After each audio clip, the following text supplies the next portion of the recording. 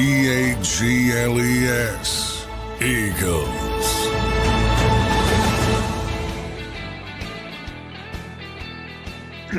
Welcome in, everybody, to a Victory Tuesday here on Birds 365 across the JAKIB Sports Network. I'm your host, Zander Krause. That's my co-host, John McMullen. Eagles get a big win on the road in Green Bay last night, moved to 7-2 on the year in a very impressive defensive performance. Johnny Mac, how you doing on this Tuesday morning, my friend? Woo! Night games. Somebody's got to give me some energy. But yeah, boy, what a defensive performance, to say the least. Jalen Phillips, can't say enough about that guy. Maybe give the game ball to Howie Roseman for that one, because everything fell into place defensively. He was a beast. And talking about the fourth down play where Josh Jacobs said the Eagles knew what was coming, and it evidently was Moro Ajomo yelling it out, and he really knew what was coming and basically blew up that play. And about three guys were in the backfield. So preparation with Vic Fangio, smart players, high football IQ. I talk about Moro all the time. Got to Texas at 16, University of Texas at 16. He's a really smart guy. Defense, all good. Offense, not so much, but we talked about that last night. Risk-averse team. We'll tap back into that conversation. Yeah, risk-averse team. You're gonna have your ups, you're gonna have your downs. Yeah, I get it. What was interesting is that you're so risk-averse the whole game, and then you throw it a 4th and 6. I'll never understand that decision. In that situation. Now, it didn't matter. Obviously, they won the game. There were only a very limited amount of time, but you're giving the Packers an opportunity to get in field goal position. And that was they got a bad field goal kicker. It was a good field goal kicker, but at this age, that really impacted them as well. Because remember, the Eagles weren't comfortable with Jake Elliott, the kick, and that would have been 53, which is very makeable in a better environment for Jake Elliott, but they didn't want to kick that. And the wind, I think, was going that way, so maybe that impacted the Eagles. But there was no way he was making that 60 whatever yarder. And he barely got it off the ground, but it was still a strange decision, because if you push them back with a punt there, I mean, the game's over.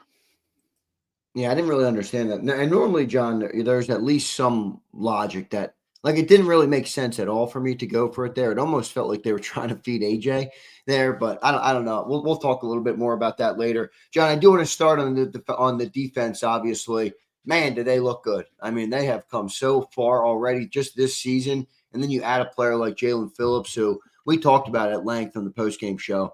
I mean, he really brings everything together on that defense. They dominated the football game. Jordan Love, just really couldn't get anything going. Now, I think, full disclosure, you got to discuss that Green Bay was missing a lot of guys. I think if they were. That's a big part of it. But you still got to tip the cap to that defense, John. With the addition of Jalen Phillips, man, is this defense back, John? It almost feels like they have the chance to be that good. Now, I'm not saying they are yet. But with the addition of Phillips, with the way I think the secondary is going to be able to come together, with the defensive line playing that good, I mean, you saw all the tackles play better on the interior with better presence on the edge. I think Jalen Phillips played over 50 snaps out there. Nolan Smith in 19 snaps, I think it was, had a sack, a forced fumble. I mean, he was all over, or I don't know if he had a forced fumble. That was N'Kobe. But again, he was all over the stat sheet. That defense is really coming together, Johnny Mac. Yeah, Nolan was limited. Obviously, they didn't put a full plate on him, so it'll get better and better as he gets ramped up. I think from that standpoint, the most interesting. I thought maybe the best player on the field was Quinyon Mitchell. I mean, he had an unbelievable game. So it wasn't just the front, but it started there. It started with Jalen Phillips. N'Kobe Dean, I thought, had a tremendous game. So they were dominating at all three levels. I thought it was interesting. Adoree Jackson got the start over Keely Ringo. This is one guy who it'll be interesting to talk to Vic this week. We won't do that because of the short week. It's going to be it's not going to be till Thursday, but it'll be interesting to see his thought process because we're like, well, is it going to be Ringo? Are you going to get Jair Alexander up the feet? Are you going to activate Jacorian Bennett? No, he throws out Adoree Jackson. And, Green Bay, as you mentioned, was up against it, then lost some guys in game. So you got to be careful. And in 5 days, we're going to know because unless St. Brown gets hurt during practice, unless Jameson Williams gets hurt during practice, unless Sam Laporta gets hurt during practice, unless Jahmyr Gibbs gets hurt during practice, yada, yada, yada, they're all going to be there. And you're going to this is the game we wanted to see last year. We're going to get to see it this year. It's in the regular season. We might see it twice ultimately. But this will tell you a lot. But I already know this is a good defense. It's a matter of how good. And they have a chance to be very good now that Jalen Phillips is in the mix. Yeah, no doubt. And they suffocated that Green Bay offense last night all the way to the end, really, with in the game. I feel like the only reason the Packers had a shot last night at the end there was because of that Sirianni play. I didn't really understand why he did that. John, they were missing, though, a lot of people. How much kind of credence do you put on that? I mean, I know the defense dominated, but this is a team that has had offensive flukes, John, in terms of, I think they had 7 or 10 points when they lost to the Browns. They had 13 points when they lost the other game. So they've had a problem with the offense really sputtering, and they were missing a lot of guys. Man, Romeo Doubs went out in that game. No Jaden Reed. No Matthew Golden, obviously no Tucker Kraft, all that stuff. John, how much kind of stock do you put in that part of it? Yeah, I mean, it was a big break from that standpoint. But again, it's not the Eagles' fault that guys get hurt on other teams. But they've had this excessive run of being more healthy than the opponent, and that kind of happened again. But that's not their fault. You just play who's out there. And once it boiled down, it essentially boiled down to Christian Watkins, Dontavian Wicks, and Luke Musgrave instead of what you're typically going to see. And if you want to go all the way back to, having Dobbs and Reed and Kraft, it would have been different, but they're not available. That's not the Eagles' fault. So they played who they played. They played who was on the field, and they dominated who was on the field. And that's what you're supposed to do. Take advantage of those situations. And I think they took advantage of those situations, and I'm not going to mark them down because of that. I mean, I don't think if Dobbs didn't come out, I don't think it was going to change much. Now, if Kraft was there, that would have been much more difficult, but it's the breaks of this game. That's what it's about. That's why they called it a war of attrition. I mean, Detroit last year, we were all looking forward to that game, and they had all the injuries on defense, and life's not fair. No, it's not. No, it's not, Johnny Mac. No, the Eagles, great. I mean, look, it was an interesting game though. 10-7. It was 0-0 at halftime. The Eagles, I think, scored or got a field goal, on the first drive of the second half. But outside of that, really not much offense in the game at all, John. It was kind of an old school defensive performance, but I really thought the offenses were both really bad in the game, and enough to the point where I'm concerned about the Eagles' offense. But I understand. We had the debate, we went back and forth about it on the postgame show. What do you kind of make of an offensive performance like that, where you only put up 10 points, you do get a win, you're at Lambeau on the road, Monday Night Football. I understand the circumstance, and you're happy to walk out of there with the win. But it's hard to feel inspired by this offense after a performance like that. And hey, maybe it's a week-to-week league, and they're not this next week. But I feel like I've seen a lot of inconsistent offense. Well, it's definitely a week-to-week league. I mean, that is evidenced every week if you pay attention to the other teams. It's everybody has bad games. Look at Buffalo this week. You saw they haven't lost to Miami in years. and they played one of their worst games in years, in losing, and Josh Allen looked terrible. It happens to everybody in this league. So number one, yes, it's a week-to-week league. Number two, and that's what we had. Look, I've seen this before. I've seen this movie before. I'm not surprised when this offense struggles. And the question is why?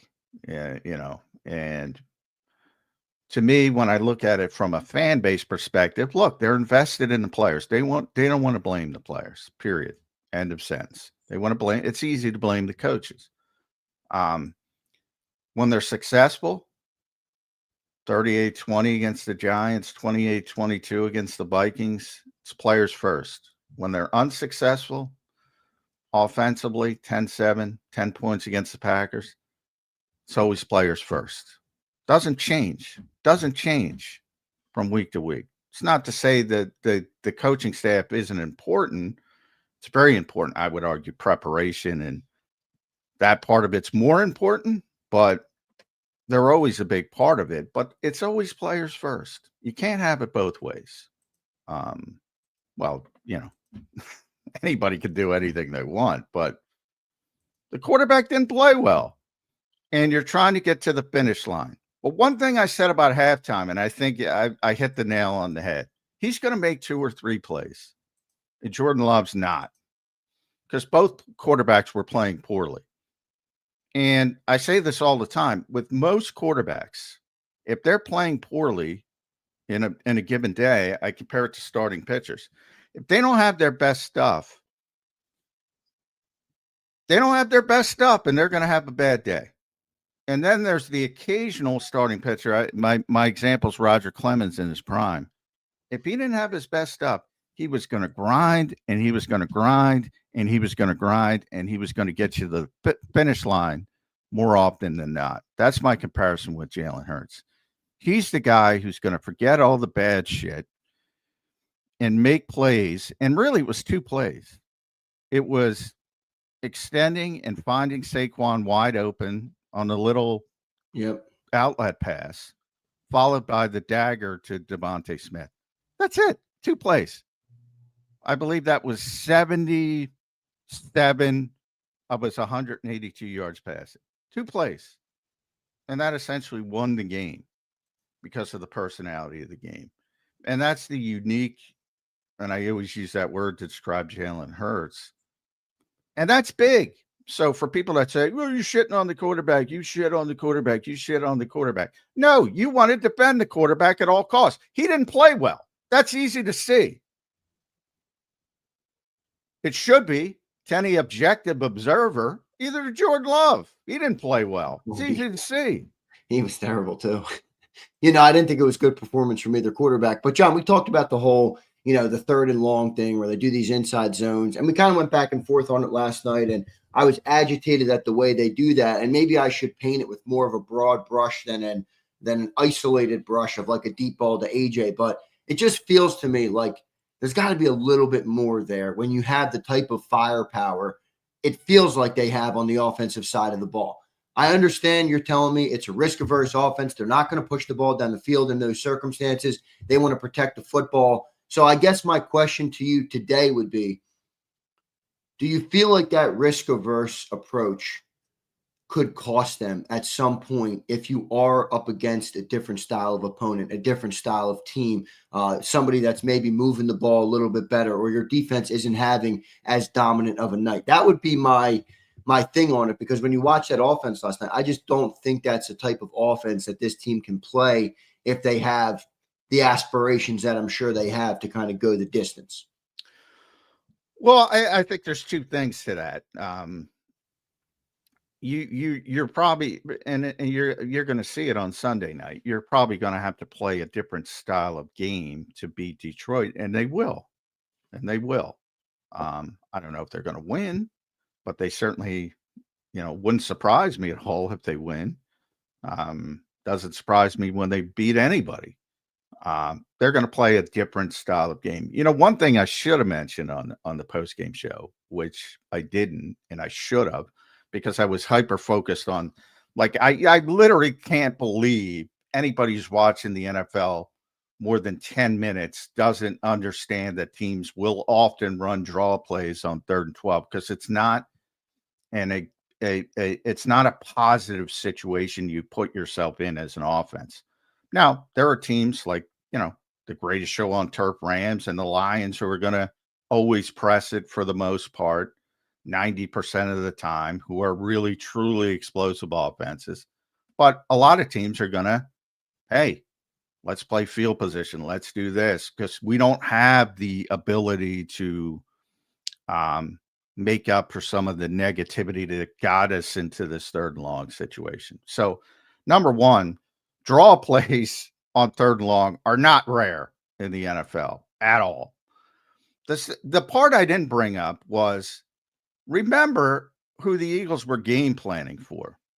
And you saw it in the first half. I thought it in the second half. People are going to look at the stat sheet and say, well, Micah didn't get home.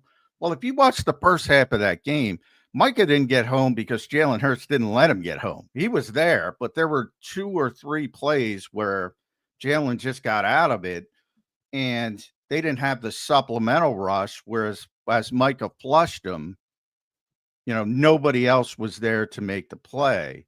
So the Eagles did a good job overall from that protection standpoint. But remember, if they're 3rd and 12, he's pinning his ears back. And I don't know how many times I have to tell people, and they have a ton of fucking respect for that player. And they don't want to be in 3rd and 12 against Micah Parsons. They don't want to be in 3rd and 12. So it is going to be different than the New York Giants, even though they have a good pass rush. Everybody but Myles Garrett, it's going to be different because those are the 2 guys I would say they have the most respect for. So they're game planning for Micah Parsons, and they don't want to be in that situation. Now, again, that's something I should have mentioned. And it should be obvious considering what they offered to get, but to get them 2 first-round picks, a 3rd-round pick, a 5th-round pick, and players. They got a lot of respect for that freaking guy. Yeah. So that's part of it as well, that the idea was, A, don't get in that situation. Is there any gray area though there, John? Like I understand what you're saying. All right, this is their approach. They're going to be risk averse, especially in a game like that. Is there no gray area of like, all right, you can still have a little bit of a risk averse approach while trying to pick up more than a couple yards there? Should we take a shot to the out of bounds for Devontae or AJ? Is there anything, again, paint it with a more broad brush than I did last night of a deep ball to AJ? I understand you're not going to do that every play, but it feels like when you have this many playmakers, when you have Dallas Goedert, there's a way to be risk averse and not put the ball in harm's way while still trying to give yourself an opportunity to move the football in those situations. Well, you could always you could always do what they did on 4th and 6. That's not a risky play at all, and just run a go ball. And they've had a ton of success with that in big situations. And that's I not guess going. if the worst case scenario happens, it's almost like an arm punt. Yeah, exactly. So that's not very risky. Again, that's not. And again, I think personality of the game plays into it. You're in that sort of tough, grinded out field position game at those points, and you're playing to the personality of the game as well. So if you're down 14-3 against the Lions, yeah, maybe you do it. I think that the personality of the game changes it as well. But yeah, I mean, they've done it many times in the past, and generally it's in a more high flying environment. That the best thing, I mean, again, people have watched the NFL, and Jim Schwartz was the one who told me it, and he's not the first to say it. Games have personalities. It's real. You saw it last night. It's Absolutely real. And this was not a high flying game where you're going to throw the ball all over the lot. Just wasn't shaping out that way. And part of that was the pass rush of both teams, which was really good, and really effective. And That's the way it shook out. But in general, so then you have the personality of the game claim with the Eagles' identity is risk averse. And I'm the first one to say, is it too risk averse? Yes. I don't think it's fair. I've said that pretty consistently. I don't think it's fair to the quarterback. But now I think they've harmed the quarterback with that mentality. I think that tightrope has been crossed. I think they've harmed. Like you brought up 2022, which I get. He's not the same player, dude. Yeah, no, I agree with that. And they one reason I brought that up is because I felt like even if he's not the same player, that was an example of coaching accentuating his talents at that time. So I just feel like it can be better a lot of the times. I understand where you're coming from, but the other part of it that, is tough. It's like when we think about how good the defense is, we go right to Vic Fangio. You know what I mean? Like we go right to Vic. When we look at the offense and should go to the players. They're inept. First. They're largely inept for many portions of games, and I don't know. We're 9 games deep. How many halves of football has the offense? Here's where you are to your point about where the Eagles' assets are at, which you mentioned last night, which is absolutely correct.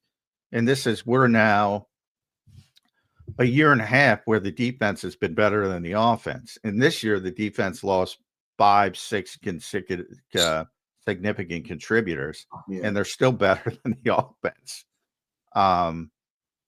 So, Vic deserves credit, but the players deserve credit more. Like I said, first, before I mentioned Vic, who's great, and I think he's the best defensive mind in football, I mentioned Jalen Phillips. I mentioned Quinyon Mitchell. I mentioned Nakobe Dean and even Adoree Jackson. Forget about the star players. It's still the players first. I mean, Vic's not out there. Yeah, no. I mean, but you understand how like the perception there is more. Oh, that's about. Again, fans in general do not want to blame the players they're invested in when things go poorly. Obviously, they didn't go poorly on defense. It's easy to prop up the players on defense today because things went very well. Offensively, things went very poorly.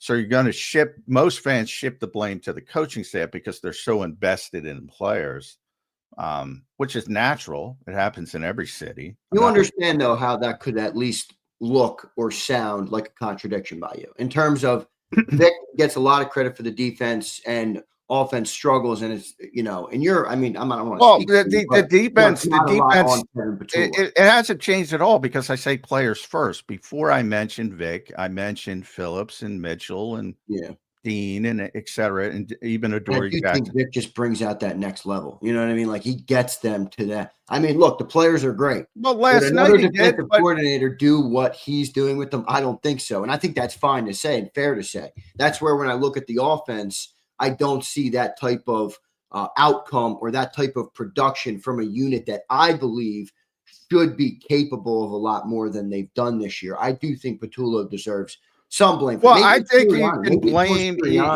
I think there's plenty of blame to go around to the coaching staff, but I think it's misplaced.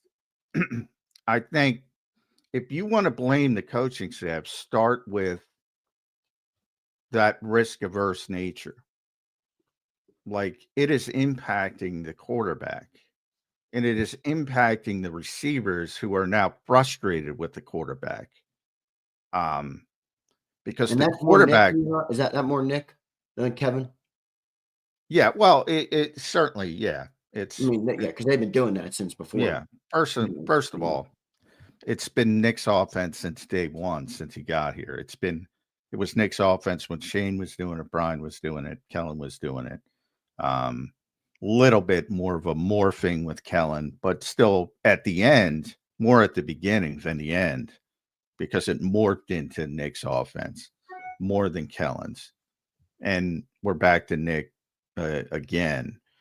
So, it's always Nick first, and he'll take, credit, blame, whatever you want to do on a given week, usually blame.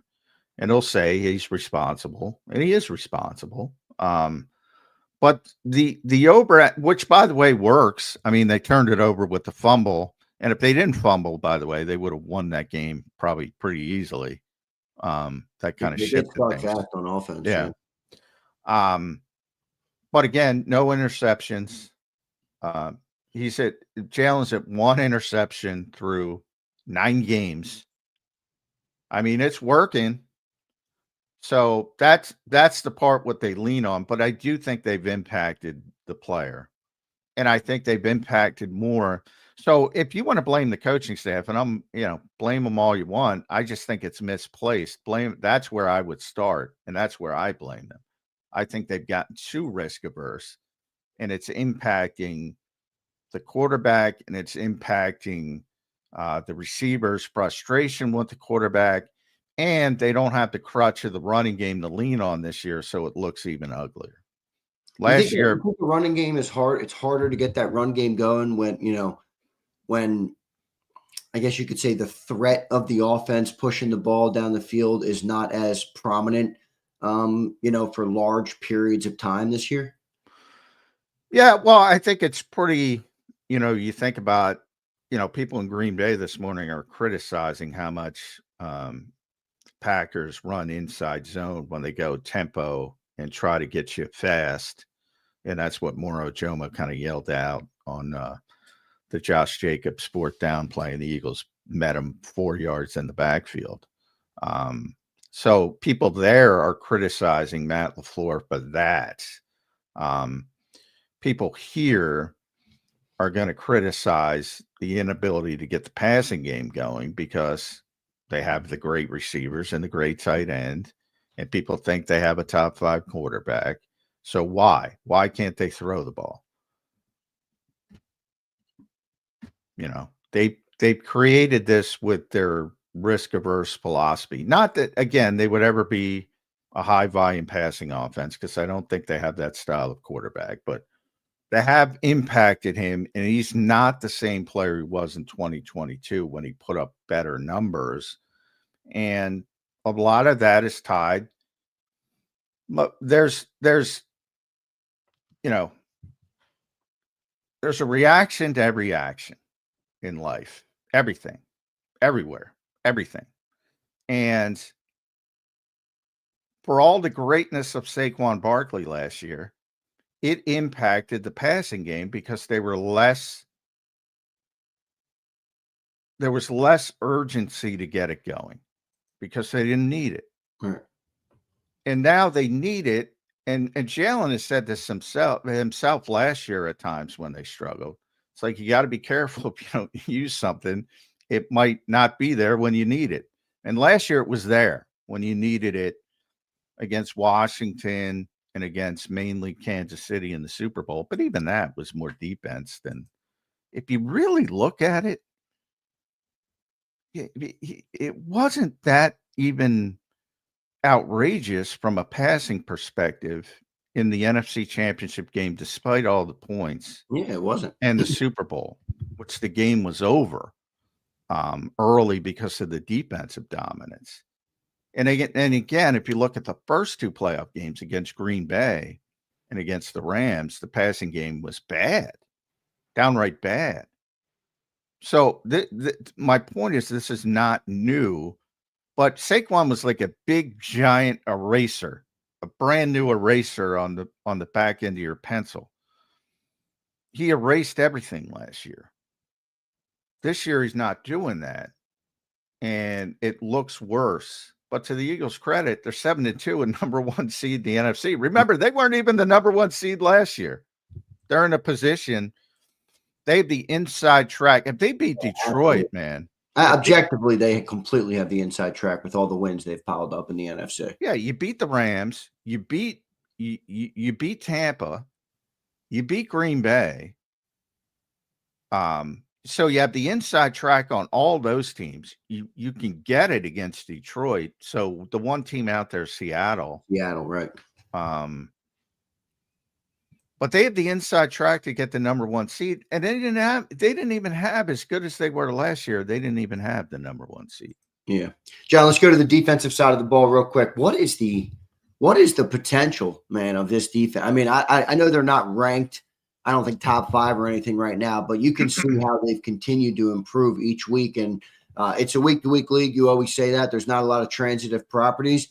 But I have seen some transitive nature from this defense week to week where they look like they're building each week. Then they add a couple players. John, it almost feels like they have depth at edge rusher. They have a lot of guys at edge rusher. Yeah. So much so that guys are going to have to work their ass off just to get in the rotation now. It's amazing how things can change so quickly. What is the upside, John, of this defense who really is gelling at this point of the year and looked their best last night in a game versus, a team that is a good team, that is a good offense? Yeah, I can't say enough to the point that I would have gave Howie a game ball for making that trade. I can't say enough about Jalen Phillips and how everything kind of fit into place with him on the field. And he ended up playing 53 of 68 snaps. So he was out there a long time. He was the most of any edge rusher, right? First snap. Yep. And Nolan only had 19 as he's working his way back in the ramp up here. That's only going to increase, and Jalek's played 43. So that'll probably flip as he gets healthier and, conditioning part of it goes in. So they're only going to get better and better.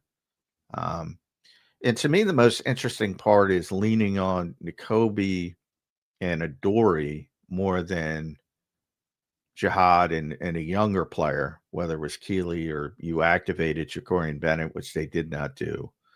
And I'm at the point where I'm thinking, and I'll get to talk to Vic on Thursday. Like, he just wants veteran guys out there because he's got enough around the veteran guys. Yeah. So he wants guys out there not making mistakes. And the one exception would be Makuba. Now, Campbell's still going to play. He played 34 snaps. Yeah, he still got some snaps. So they're very cognizant. John Campbell, and he doesn't really look, ready. No, he's not an edge rusher, and they don't need him on the edge. He did get snapped there, though, didn't he? Yeah, well, I saw him there a couple times. Yeah, I me can see too. the numbers aren't out yet from PFF. I'll have to see. But I did see him there a couple times, and I was surprised by it because they didn't need it. And the one big component, which I don't understand because he's played well, Josh Uche didn't get one defensive snap. So Brandon Graham got 10 and Josh got 0. Like, he was only on special teams. That, it's hard to argue with the performance, but that was strange to me. But, Bick is Bick, and just because we think somebody's playing well, like he's looking at different things than we're looking at, and he's looking at more of the consistent play to play. Is this guy doing what I ask him to do? And speaking of Jalen Phillips, I thought he checked all those damn boxes last night. I mean, John, were you surprised by his ability to play the run? I mean, he was, we talked about him traded, and we kind of went back and forth on that. Boy, he looked amazing against the run yesterday. Felt like he was in the right position at the right time, and he was good against the run. Yeah, I mean, if you look at the fourth down play, that's a perfect example. Because he crashed it. Now, again, Morrow deserves a lot of credit. He's alerting everybody to what's coming, and then he's able to crash and meet him. And Reed was there as well. And meet him in the backfield, but 4 yards in the backfield. That play never even got started. So, it's good team defense. He's a physical freak. That's why he was the 18th, 19th pick in the draft, whatever he was. He's 6'6", he's 260. Athletically, he's got everything you need to do everything. But yeah, his history is more pass rush than run support. But that doesn't mean, like I said, everybody thinks Jalix Hunt, developmental pass rusher. And all of a sudden, Vic shows up and says, you know what? He's pretty good at run support more than the pass rush at this stage early in his career. These guys are physically gifted. So it's sort of like Dallas Goedert on the offensive side. Like, when he was in college at a lower level, South Dakota State, Like, he never blocked because he was the best receiver they had. And all of a sudden he shows up and they're like, well, we need you to block, and you're 260 and you're big and you're physical. And he just embraces it and he becomes a good blocker. So anytime you have the physical gifts of a Jalen Phillips, you can do anything. But to date, obviously, he's been more of a pass rusher than a run support player. And that's what the Eagles want, by the way. I mean, they want everything, but they really needed an impact pass rusher, and they got an impact pass rusher. Yeah, no doubt about it. John, next thing here is something we've gone back and forth on is Nakobe Dean, Jihad Camp. Now, you just mentioned Jihad got a lot of snaps, but holy crap, man, Nakobe Dean still looks like he's really playing good football, man. I mean, he looks like a guy that you just do not want to take off the field at this point with how good he's played out there. Now, I know they're splitting snaps a little bit. Jihad did rotate in there at linebacker, but boy, Nakobe Dean did not lose anything from that injury, which was a concern because that was a big injury. What was your thoughts on Nakobe Dean and the way he's played? Well, the rehab, because that injury has a storied history and not a good one in the NFL, players who have that injury. So number one, the fact that he's gotten back to this level from a physical standpoint is pretty amazing. And there's been a lot of medical advances as far as surgeries and way they do things. And maybe this is no longer a death sentence. It used to be a death sentence, this injury for NFL players. And maybe that's changing, and then that's a good thing for the entire league, not just Nakobe. But obviously he's worked tirelessly. He's had a lot of injuries. You know, one of the silver lining, I brought this up when he had his Lisfranc injury. Like, he couldn't do anything for so long with his lower body when he had that injury. He was on a rollabout, then he was on in a crutches, then he was in a boot for like 8-9 months. He couldn't do a lot with his lower body. And he comes back and he shows up and he's just huge in his upper body. He just used all that time to get bigger and stronger. And he's a completely different guy from that standpoint. And that's continued again with this injury. And he's so physical. Like, when he first got here, that was one of the knocks on Nakobe Dean. He wasn't that big. And he was going to get overwhelmed. Now he's short, but he's this big, stocky, physical guy who was just setting the tone in run support. And he's always had the football IQ, the football intelligence. Rarely do you see a false step from Nakobe Dean. And Vic loves him. And he loved him last year, and he loves him this year. And he's going to play. It's a difficult conversation. And I asked around last week and got it pretty concrete that Jihad is going to play because they value him so much. But boy, I think as the stakes get higher and higher and higher, Vic is not going to not want Nakobe Dean on the field. I'm with you, man. Nakobe's playing impressive. So much to the point where I think they might be giving Nakobe Dean an extension. I understand health is a big thing with Nakobe. We will see how he holds up, but really looks good so far in his return to the field. And Jihad Campbell still looks good. You know, he had that big pass interference that set up the Green Bay touchdown. One of those things where you pointed it out last night. Really didn't have to take that pass interference. Kind of a young player there. Probably never got to turn around. And that's something I think he'll learn and build on. But overall, Nakobe Dean was excellent last night. And Jihad Campbell still getting some snaps. Josh Uche was the odd man out with 0 snaps last night, as John pointed out. I want to thank everybody for being here today. Everybody, it's a Victory Tuesday here on Birds 365. You don't get to say that often. A Monday night game. They got the Lions coming up in Week 11, Sunday Night Football in Philadelphia. that's another high-flying offense. They put up 44 last week with Dan Campbell calling plays. I don't know. John, does that make that harder real quick? I mean, we got plenty to talk about still with the Packer game, but like you have a flipping play caller. Is that almost maybe mess up your preparation for a game like that where there's only now one game of seeing how they've called plays with Campbell? I don't know if they'll stick with that, but well, I think they're going to stick with it after last week. People forget when Dan first got there, he called the plays very similar to Nick Sirianni here. They didn't have a ton of success, but they were a bad team at the time. And he gave it up, and obviously Ben Johnson took off. Hey, I like CEO coaches. I've been saying it for years. And how bad of a work was it last night when Matt LaFleur was he was not even looking at the field when his defense was on the field? Well, yeah. Well, I mean, that's part of the reason. I always go back to Sean McVay, who again, Matt LaFleur's off the Sean McVay tree. Early in his career, when he got the Rams job, Wade Phillips was the defensive coordinator. Yeah, he would do that all the time. He would not pay attention when the defense was on the field. It was basically co-head coaches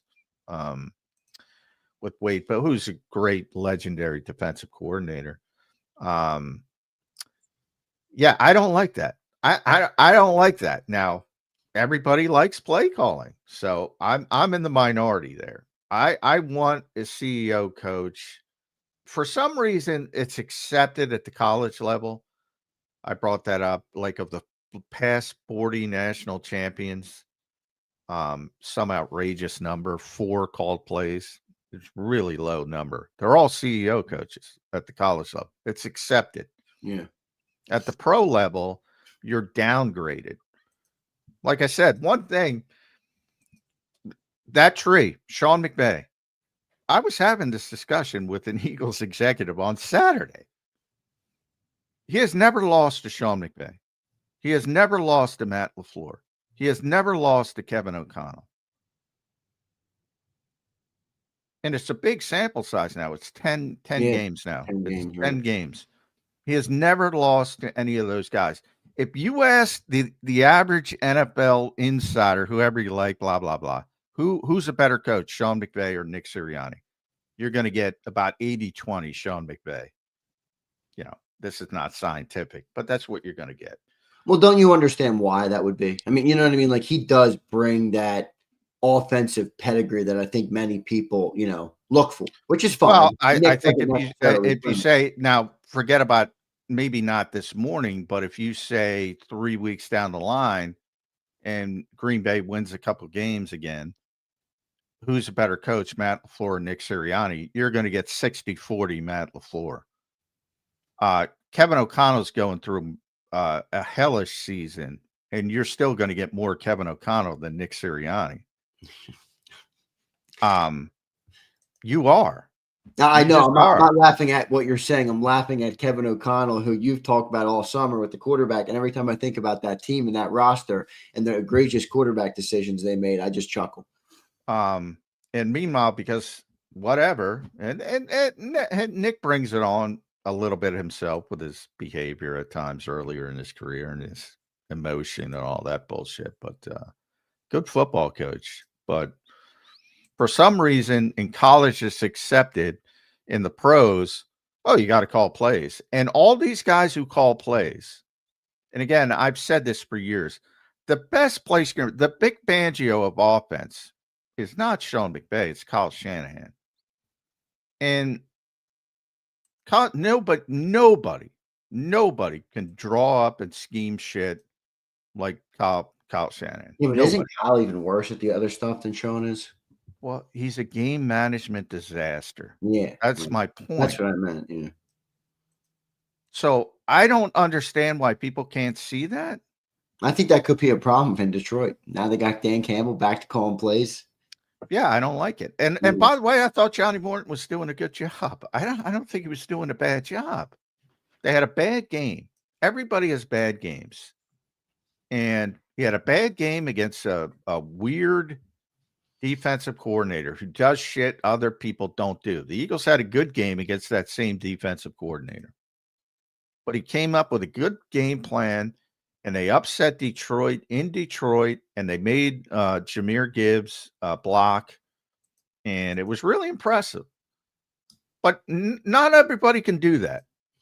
Yeah. And they got Van Ginkel back and yada yada yada, who's a difference-making player. And they had a bad game, and I thought that was an overreaction. But yes, I think it will impact Dan Campbell's game management skills moving forward if he continues to call plays. Yeah, it's going to be a good one next week, Johnny Mac. Some super chats we'll get to. I think we're going to talk to Jeff Kerr in hour number 2 here. He did text me back, so I'll send him the link and see what Jeff has to say. He put up some great stuff on his X account last night after the game. So we'll talk to Jeff Kerr a little bit. Again, I want to thank everybody for being here. Got a big crowd in here. We appreciate all you guys. Hit that like button. All super chats go to the top. Let's see what the great people of JAKIB Nation are saying. Alexander Harris, what's going on, Alexander? How about Phillips? He played a key on that Hunt sack and had a lot of pressures and hurries. He's looking like that third round pick was worth it. Yeah, I'll say.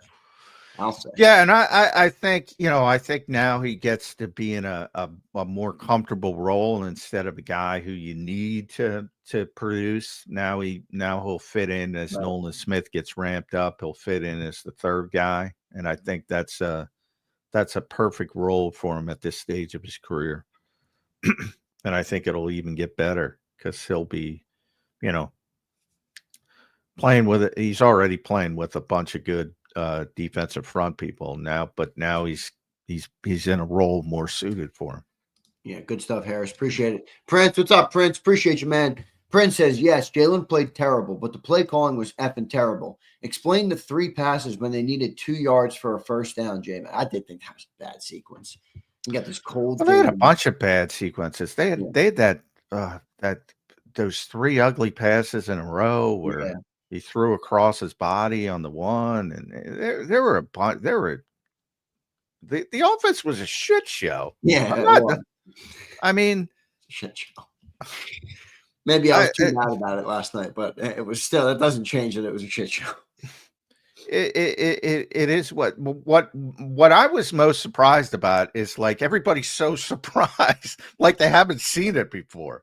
Well, I just think people, I mean, John, the one thing where there's a disconnect is like it almost sounds like sometimes you're telling us we shouldn't expect anything more from this offense. And I get what you're saying because the evidence points to they're going to be consistently inconsistent. But I don't think it's crazy for a fan to look at the personnel. They're always trying. Crap, man, they're always trying to improve this flipping thing. That's all they do. The joke I kept making during the big meeting that was reported between AJ and Saquon and Jalen Hurts. All they do is meet. That's all NFL teams do all week is have meetings. Their whole day. Their whole day is meetings, lunch, meetings, practice, meetings, go home. Their whole day is meeting to improve this thing. But yeah, I mean, so is it fair to say though that their efforts haven't worked in terms of getting more consistent on offense, which is obviously something they're trying to do? Well, no, they're not consistent on offense. So yeah, I mean, to the point of, but again, I do also think like there's this presumption that the truly elite quarterbacks don't have bad games, and that's not true. From Patrick Mahomes to Lamar Jackson to Joe Burrow, because he's the volume guy when he was healthy. Josh Allen had an awful game this week. Awful game. So that part of it, I think, is unfair to point out when Jalen Hurts has an awful game that it's like some weird thing in the NFL. In fact, what I've been most impressed about by the NFL as a whole this year is the defensive coaches. I root for defensive coaches. I'm very honest about that because everything's against them. Yeah, right. And they keep finding ways to stop these offenses. And to your point, they all invest in the offense with the quarterbacks and the money, and your point, which is 100% correct about how much they pay the offense. They pay all the offensive guys, and the defensive guys still figure it out. It might take them a while, but they figure it out. I have tremendous respect for good defensive coaches in this league because everything's against them. And to see them dominate, like both Green Bay and the Eagles yesterday, dominate defensively, I think it's pretty cool, to be honest. But like every quarterback has bad games. And Jalen has bad games too frequently. Now, how do you stem that? Well, if they could stem it, they would. They're trying to. My personal belief and where I blame the coaching staff is I think their over emphasis on ball security, which has worked, has had a negative impact on the quarterback.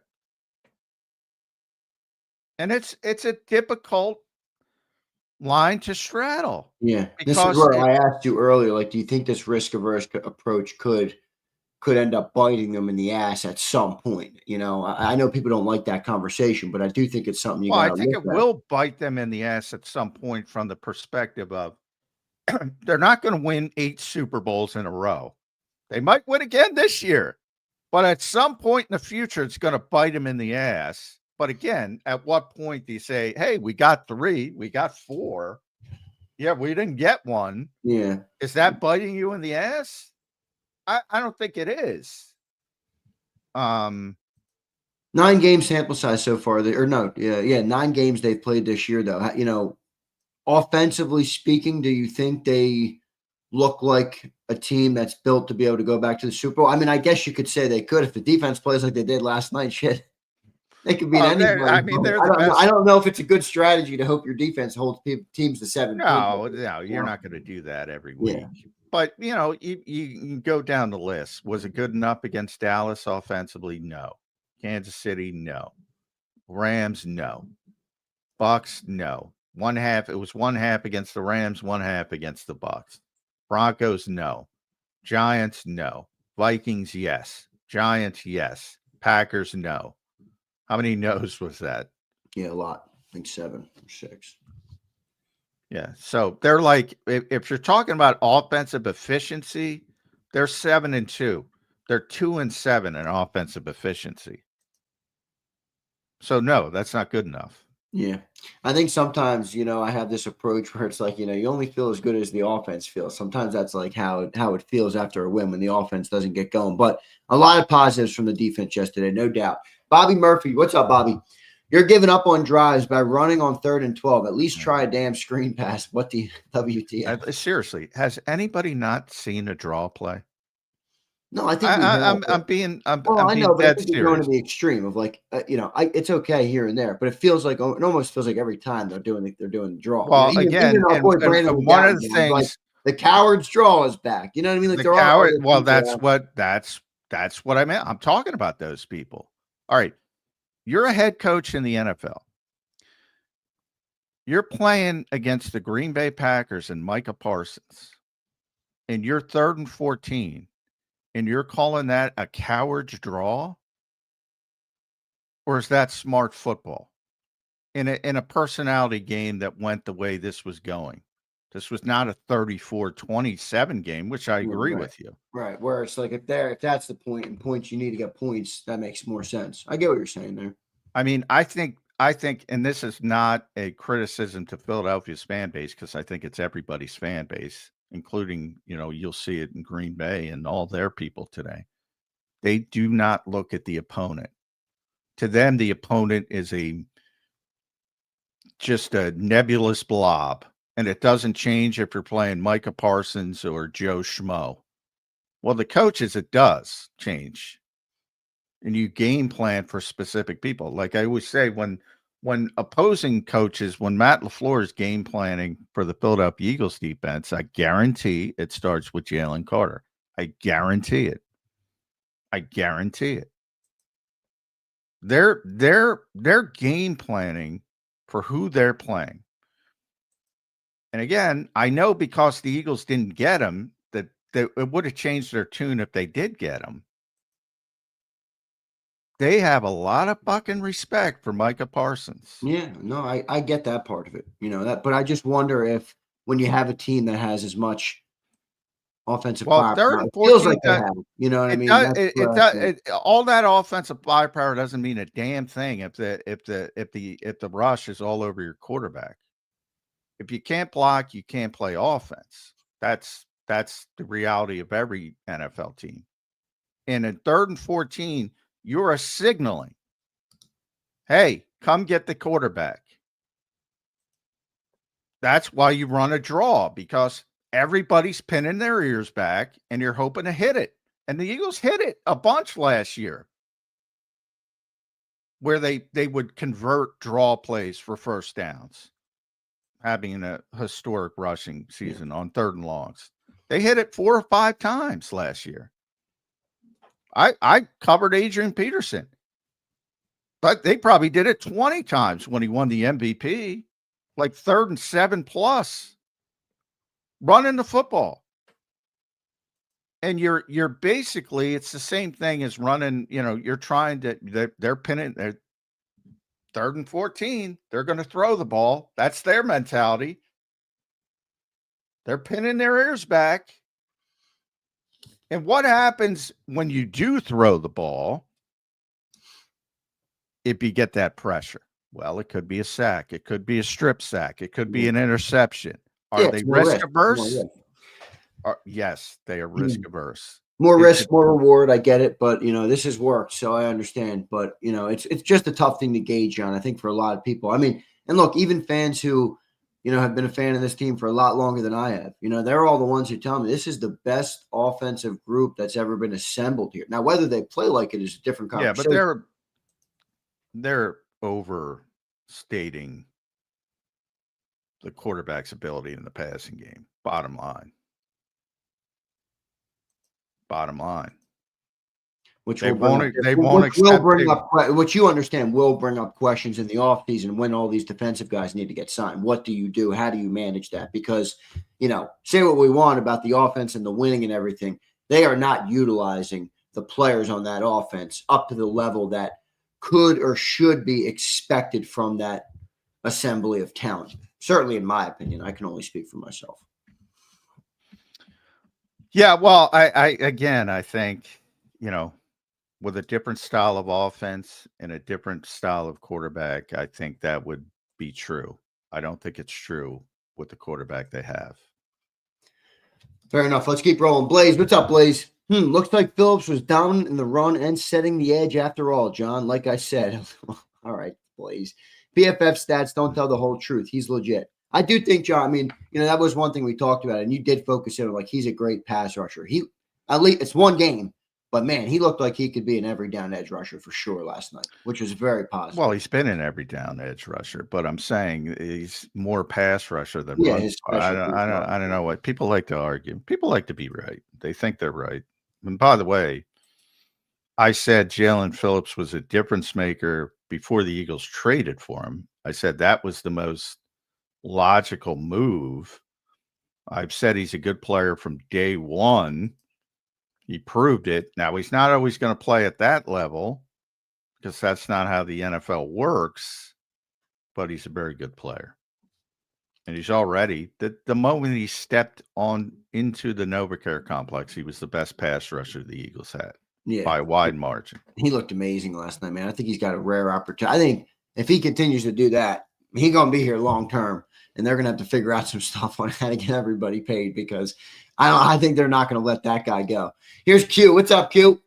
You can't run the same play to Goddard 3 times, run 3 draws on third down. He is some of the blame. That being said, Lane being out 3 quarters while not having Jurgi is going to be tough against that front. It's a fair point, Q. You're missing Lane there. You're missing Cam Jurgens there. Offensive approach. Yeah, well, I mean, I brought up that Dallas play. I mean, he didn't get his head around. I don't know if it was Jalen's fault or Dallas's fault, but that play was there. Bottom line, that play was there. So I don't care if you run the same play 10 times. If it's there, run it. I think Jalen was maybe a little fast or Goddard didn't get ahead. And that was there. Now, you can't run a draw every 3rd and 12. I agree with that. But the fact that people I'm the one trying to tell you how risk averse they are. Yeah. That's built into it. What does Again, that tell you on a deeper level, though? They're like, does it tell you there's lack of trust, or is it simply like they just believe that's the best way to win football games? it's both. It's a lack of trust, and that lack of trust manifests itself, and this is the best way for us to win football games. A little bit of both. Q, appreciate And Micah Parsons, throw him in there as well, because they'll play differently against most teams, but they have, they're concerned about Micah. Fair enough. Q, appreciate the $10 super chat, my man. Goes a long way. We appreciate it. Pizalts. I don't know how to pronounce that. What's up, man? Thank you. Do you think Jalen has earned the starting spot? He has been amazing and he's been more available. Well, I think no, he has not earned the starting spot. Yeah, I think Nolan he's better Smith. in that free roll. I think that's what you saw last night. And Nolan Smith, first of all, starting doesn't matter. Who plays the most? Yesterday, Nolan Smith started. Jalix played the most. Now, he played the most because he played more than Jalix. He didn't play more than Jalen. He played more. Jalix played more than Nolan. But Nolan started is what I'm trying to say. I think that I'm tired, but that will change as Nolan gets up to speed. And Nolan's a better player. I mean, at this stage, that's the way it should be, as long as he stays healthy. But, there's nothing wrong with that. That's the role he should be in. He's a second-year player. He hasn't played great. That's overstating it. But he has been good, and he has been better recently. But Nolan's a better football player. Come on, guys.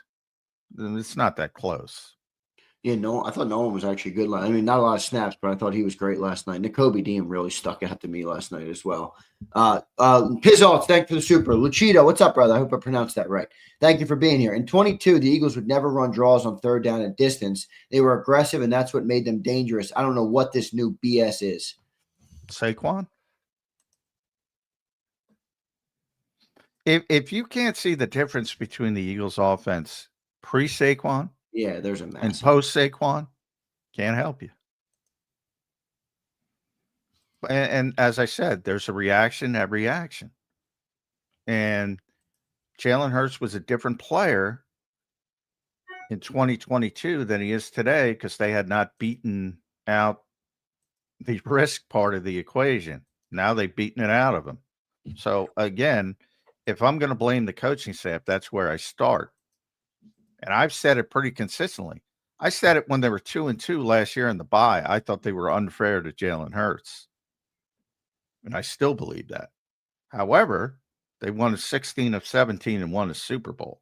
But I think they've impacted his play by the lack of trust in his ability to handle those risky situations or more risky situations. Yeah. Interesting. Luchito, thank you, man. What's up, him Bison? What's up, man? Packers D is trash, question mark. I think the O struggled with the Packers D more so than the O being terrible. Not absolving the O, but Pack D deserves some credit. I agree. They definitely deserve some credit. I think there was a lot left on the field, though, man. I mean, there was a lot of plays out there where there was meat left on the bone, which is, I mean, that's part of football. But yeah, I mean, again, it's not unique to this fan base, but very few people look at the opponent. That is a very good defense. They came in, I believe, number 5 in the NFL defensively. They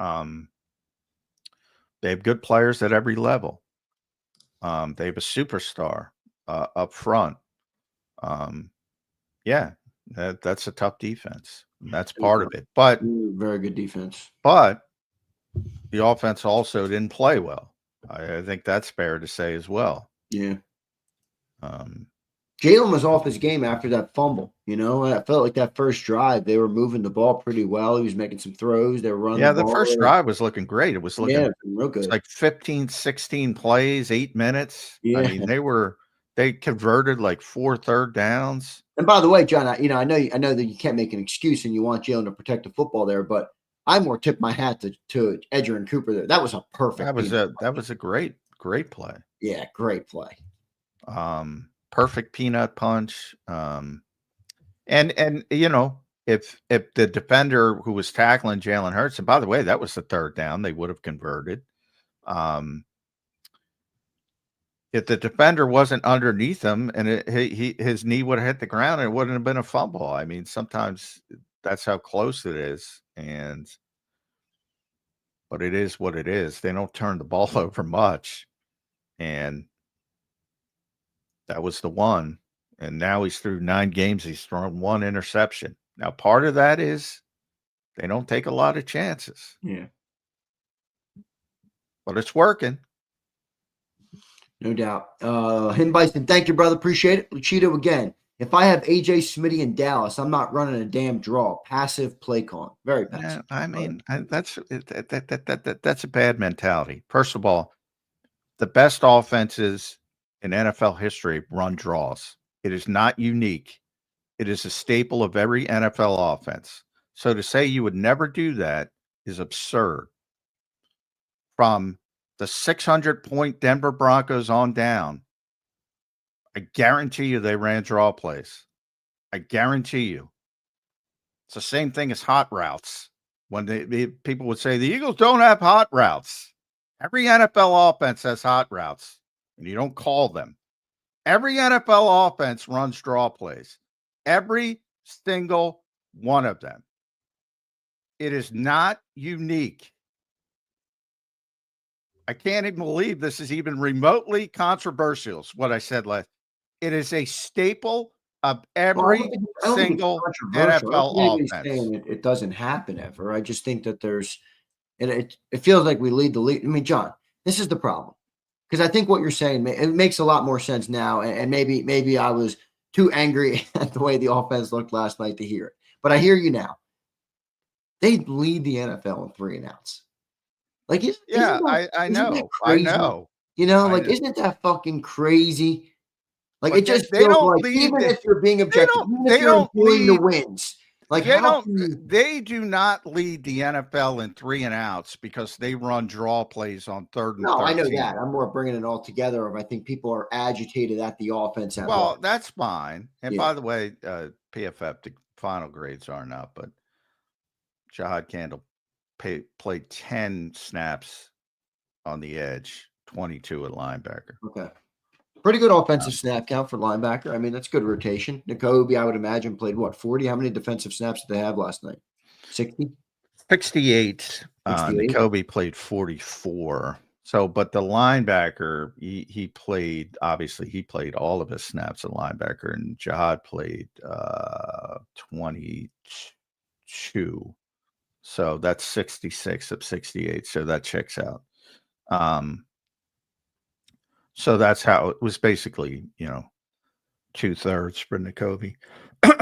But yeah, I'm surprised. I'm surprised that, look, those 10 snaps on the edge were not effective for Jahad Campbell. No, they should have. They undersized there. Yeah, he's not an edge, John.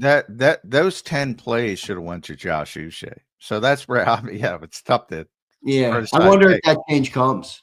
It should. But they want to get him on the field. I got that very firmly, and maybe that's how they're getting him on the field, because Josh is not going to be here long term, obviously. But boy, he's playing well, and I don't agree with that. But we'll see how it shakes out.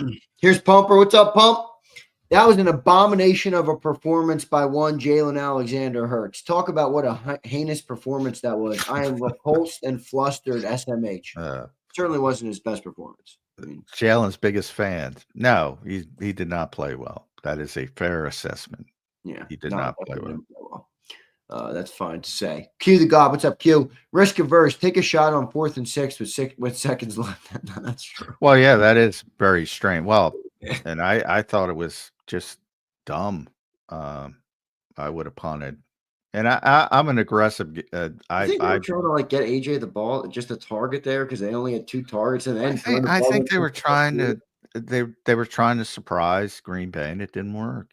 But I mean, in that game, in that situation, with no timeouts, like, you just squib the ball with a great punter, and the game's over. Now, ultimately, the game was over anyway, so I guess it doesn't matter. But you don't want to do that against a team it's just bad decision making. And I think that's fair to point out. And yeah, you play basically 59 and a half minutes being risk averse, and then you go, let's just throw it up on 4th and 6. Yeah, it doesn't make sense. Good stuff, Q. Appreciate it. Here's Papa Smurf. What's up, Smurf? I think the Eagles staff is trying to force Hurts as a system quarterback, do this, do that, when Shane had let Hurts play to his talent, which is playmaking abilities by any means necessary. Very different offense now, though, man. Well, it's not a very different offense, but no, I mean in terms of the Saquonization is different. Yeah, and also you said it in the first hour, John. Different player. Jalen's a different player in 25 than he was in 22. Yeah, they let him take a few more chances back in 2022, and that part's fair. They've gotten very risk averse. They have. I mean, but it's what they won 16 of 17 and now 7 of 9. So do the math there. What's that? 23 of whatever, 26. So would you take 23 and 3? I guess. You got to. Willie Mo, what's up? 2 more super chats and we'll get to Jeff Kerr here on Birds 365. Willie Mo says, someone tell me why we don't run more spread. That's a good question. Well, I think they should run spread on the quarterback sneak, but I digress. They don't like to throw the ball, Willie. I don't know what else to tell you. It's self-evident. They don't want to throw the ball all over the lot. They think they're going to turn the ball over if they do that. Simple as that. I mean, can we cut all the bullshit? They don't trust the quarterback to throw a high volume offense. Well, they should trust the quarterback. So if you're doing run and shoot with Warren Moon, they're not going to do it. Corporate Pump. Here's Pump. Last one here. We'll get to Jeff Kerr next. Anyone who gives Hurts credit for that win needs to be checked into a psych ward. That defense was incredible. Casual fan base can't comprehend. I don't think anybody's giving Jalen credit for the win. I think. Well, I give him little. I said he'll make 2 or 3 plays. That's part of the win. I'm not giving credit. The problem with that, like John, is, and I use this philosophy from you. You can't take the good and use it to just cover up the bad. Like the bad is still the bad. I don't think it's covering up. I'm saying he contributed to the win with his absolutely. 2 or 3 plays. That's all. That's fair. That's fair. All right, Pump. Thank you, brother. We appreciate everybody. Jordan Love, which, by the way, Jordan Love couldn't do. That's the difference. Yeah. Jordan Love. I'm sorry, John. I do not think he's that good. Yeah, you're not a Jordan. I'm aware you're not a Jordan Love fan. I'm not a Jordan Love fan. He was up against it yesterday, though. He was absolutely. I mean, look, I said it in the open. I think they were missing a lot of freaking dudes, and I think that's got to be factored in. But I just don't think he's got that. Well, like you say, the ability to make those big plays. At times. Well, I mean, again, it's a war of attrition. I mean, if Kraft is out there, if Reed's out there, if Dobbs is out there, I mean, agree 100%. It's a different team. Yeah, no doubt. Joanne Fenner becomes a member. Thank you, Joanne. Appreciate that very much. A lot of love support today. We appreciate everybody for being here. Let's go to our man, Jeff Kerr, who joins us right here on Birds 365, second day in a row. But we got to get him on post game. Jeff, welcome to the show, man. Make sure you guys follow Jeff at Jeff Kerr CBS. Speaking of following you, Jeff, I absolutely love the thing you're doing on your X of overreaction or reality. I thought you put up some great stuff yesterday. We'll get into some of that. Just your first reaction, though, to the 10-7 victory in Green Bay last night for the Eagles. Win is a win is a win. Yeah. Well, first of all, thanks for getting up, Jeff. And second of all, yeah, I need somebody to take the heavy lifting off, so I appreciate it. But, boy, I mean, yeah, it was an ugly offensive performance, but it doesn't surprise you when these offensive performances crop up. I guess that's what I struggle with. Yeah, we've seen this before, have we not? Yeah, I mean, look, think of the worst offensive performance you can think of.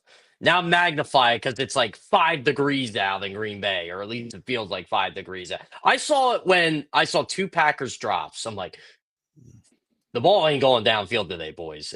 With the wind and just everything going on, and look, they were Except when it's so 4th and 6 at the end of the game. Now, that's the head scratching move to me. And look, I was trying to even justify that play in my I'm head, telling you, that and thing felt to me like they were do trying it. to throw AJ a bone. I'm telling you, man. They were trying. Yeah. That's what it felt like to me because it was so Nick, even when he's aggressive, there's normally like a path to like, okay, you can understand why he's doing that. You know what I mean? There was no explanation for why I'm just saying to myself, punt the football. Just punt it. They're not going to kick a 60-yard field goal to beat you, so don't make it easier for them. Just punt the football, take your win, and go home. Yeah, I agree. It was weird. It was a brain. And the explanation is, well, we've done this before. Not in that situation. You've done it aggressively, but the weather was better. There was a reason to go man. And look, plus, I mean, all of it factors. The game matters. So you're doing it in game. You are in this tough environment. It's going to be tougher to kick. The weather is what the weather is. Yeah, just punt the football and get the hell out of there. Quite honestly, I was kind of hoping the Packers would be stupider than Nick and pick it. Well, that's actually true. If they picked it, that would have been egregious. I was thinking in my head. So this is what I was thinking. Like after I was trying to process that wasn't a punt, I'm like, well, okay, if you're actually going to run a play, you might as well just run AJ Brown on the go route, throw it in the end zone. He either A, catches it, B, pass interference, or C, they pick it off. And of course, D happened, just incomplete. Well, and maybe that's that's a fair way to look at it. If you're Nick, maybe that is the explanation for it. Jeff, let's start on the defensive side because there's obviously a lot more positive there than the offensive side. Yeah. Boy, Jalen Phillips, what wonders he has done for this defense. Jeff, this defense, man, they are well ahead of schedule, and they look like they could be a unit in this second half of the year. They are really starting to gel. And by the way, I think it helps those cornerbacks tremendously to have a pass rusher like Jalen Phillips, who makes everybody on that defensive line better. What'd you see from the Eagles' defense yesterday?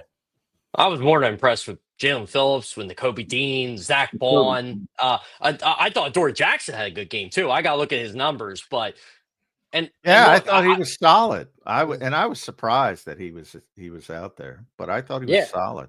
Yeah, when he got banged up late in that game, I was like, this could be a problem. But I didn't think I'd ever say that about Dory Jackson this season. But yeah, going back to Jalen Phillips, Zander, I mean, just what Jalen Carr and Moro Ojomo were able to open up for him really set the tone for this defense the entire night. And I just thought early on, you're like, okay, he's going to get in the backfield a lot. It's just what impact he's going to make. He had the fumble recovery, 2 quarterback hits, obviously the 4-for-1 play. The Eagles defense read like a book.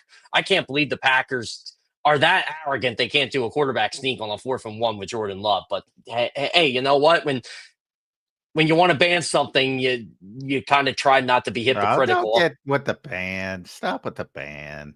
They don't give a shit. They're not even the ones who really banned it, if I'm going to be honest. The NFL told them to do it. Yes, exactly. You know what? The only reason I get frustrated with that is because it's even more than fans. Fans I get, but media people, come on. You guys, I'm talking to the national guys. You got to know by now how the NFL does business. If you don't, you shouldn't be doing it. Well, you know what upset me about the whole narrative thing last night? They wanted to show the false start on the Eagles thing. I'm like, okay, well, the Packers just did it earlier. Why aren't there clips of that from the content creators and the media people? Like, oh, by the way, they miss everything. Right. Jeff's pissing me off already because now he's on this.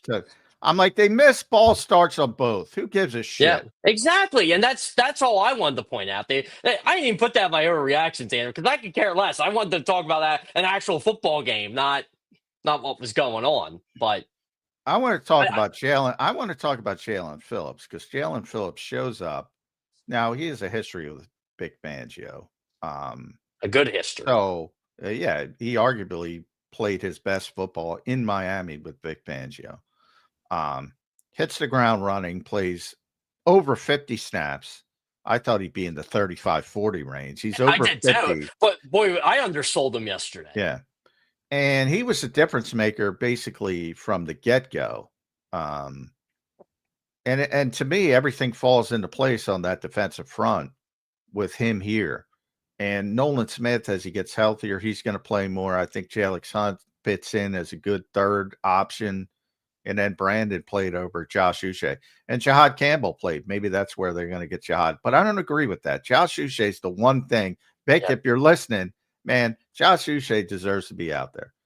But we're talking 10 snaps. And they're going to need Josh Uche again at some point this season. Boy, you would think. You would think. So that part of it, I don't agree. But just Jalen Phillips as a whole, because – he did everything. He's known as a pass rusher, but he's setting the edge. He's doing everything. On that fourth down play to Jacobs where they just snipped it out, and evidently it was Moro Ojomo playing Luke Kuechly and just calling the play out before it happened. He just obliterated that play. Could it have gone much better for Jalen Phillips? No, by the way, that's no Swiss cheese he's facing at right tackle either. I know. Well, it helps. It does impressive. On that play. It helps when you know it's coming. But yeah. That's true. I don't care who you are if you know the play. You know the play. But I'm still trying to process how Jordan Love had plenty of time to kind of audible that, and he didn't. Well, hey, I don't know, but. It's not. Look, I'm not blaming Jordan Love. Yeah, I'm going to blame Matt LaFleur for that. I am too. It's Jordan Love. I always say he's the guy who gets way too much praise and he gets way too much criticism, like most quarterbacks. And I'm just like, look, Jordan Love had a chance to tie that game, and they took the ball out of his hands. Well, the whole point of that play was tempo. So, I mean, you don't want to waste time. You want to go right away. But the Eagles knew what was coming because it was the fourth time they did it. So, the Eagles aren't the only team that does something again and again and again. If it Sean McVay's very predictable. They're all predictable. Kevin O'Connell's predictable. I mean, look, this is why I'm kind of like trying not to overanalyze this game. It's like if someone had told you the Eagles were going to win in Green Bay back in May, you would have taken that, right? Oh yeah, yeah. I absolutely. If you win in Green Bay, I think any team would take it, no matter what it is. Jeff, is this offense though this year? I mean, let's just go to the offense for a little bit. Has this offense showed you in 9 games? Like, I get it's up and down. I get it's week to week. It just doesn't look good to me. It doesn't look like a team that could go back to the Super Bowl. They're fine. I just keep, and I'm gonna go with John here because John and I both know this. It's risk averse for a reason. They are not going to beat themselves. They're just not going to do it. They're going to let other teams do it. I thought they really got conservative after Jalen fumbled the football, which I'm still amazed he didn't slide at the end of that play, but I digress. But they are not going to throw the ball downfield because that leads to an interception. They are not going to go have this sexy offense because winning is sexy, not how you look is sexy. So in their minds, they're doing whatever they can to make sure they win the football game. Teams beat themselves in the NFL every single week. The Packers did it last night. And the Eagles and Packers tied in the giveaway takeaway battle. But the Eagles were able to come up on top because they were able to make the stop they needed to make, and the Packers didn't. Simple as that.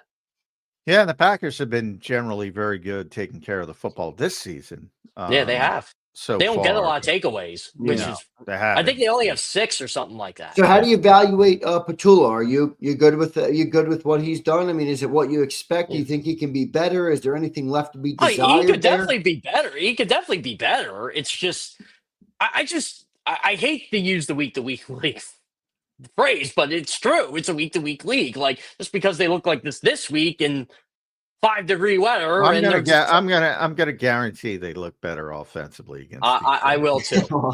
I'm gonna guarantee that. It's kind of easy to guarantee that, considering their output last night. Wow.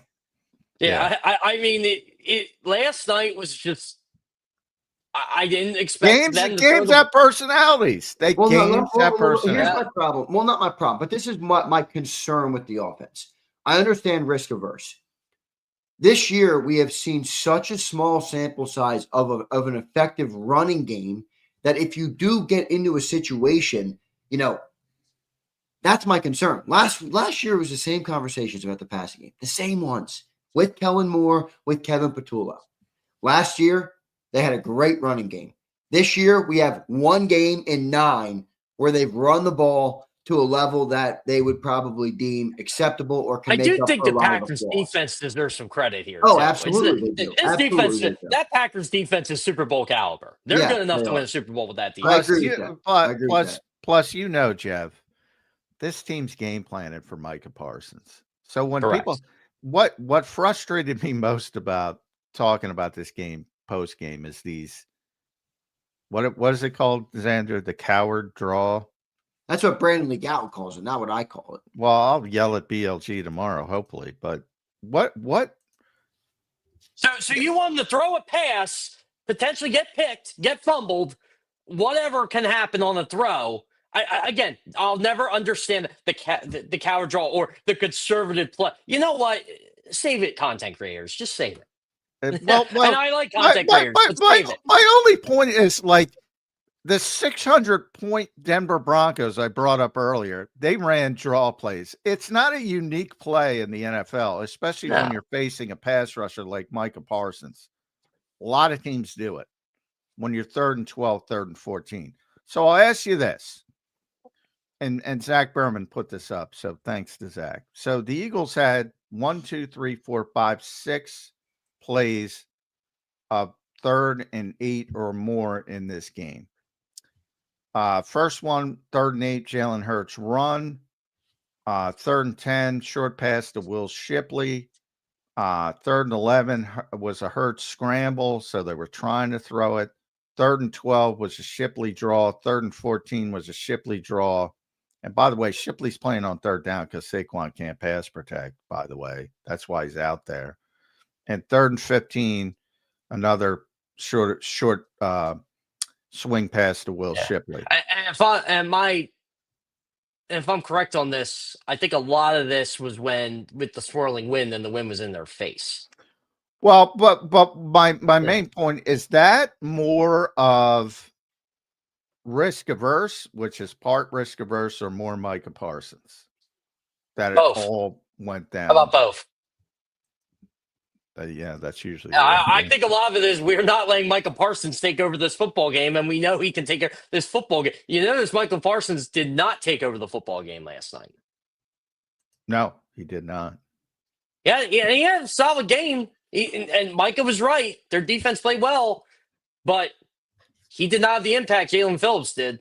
All right, so Jeff, if we're accepting the risk-averse approach, which we all understand, this is what they've done now for the better part of really. It's frustrating, guys. But here's my question to you. Yeah. Because I don't want to say I don't understand that. Last night I was not in a good mood about the Eagles offense. But but that's talking about the fans, right? Right. I get the fans' frustration here. Do you think the risk-averse approach could end up costing them in a game where the stakes are higher? Maybe the competition is playing differently than they did last night. Last night, the personality of the game, as John would point out, very defensive game. Yards were at a premium, almost had that playoff feel. Do you think that risk-averse approach could bite them in the ass, for lack of a better word?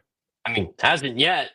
And we've gotten this since week 6 of last season. So it can. I mean, it obviously can shift the other way. The Eagles won a lot of one-score games this year. I think what are they, John? Like 6-1 on one-score games or something like that? Yeah, well, and the Rams game obviously being the most notable. I mean, you're playing with fire if you're expecting a blocked field goal to win you a game. But hey, they find ways to win. You do have to give them credit to that standpoint. But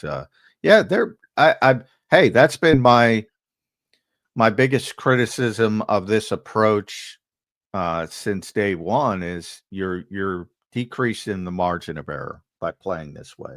But and you know what? And that's where I know I don't like to bring it up here, but that is where the 2023 ghosts come in, right? Because they were playing like this and winning games like this. But that was such a different scenario because this defense That that defense was nowhere was close to yeah. this defense. Like It's interesting. I The funny part is that offense played better than this offense, correct.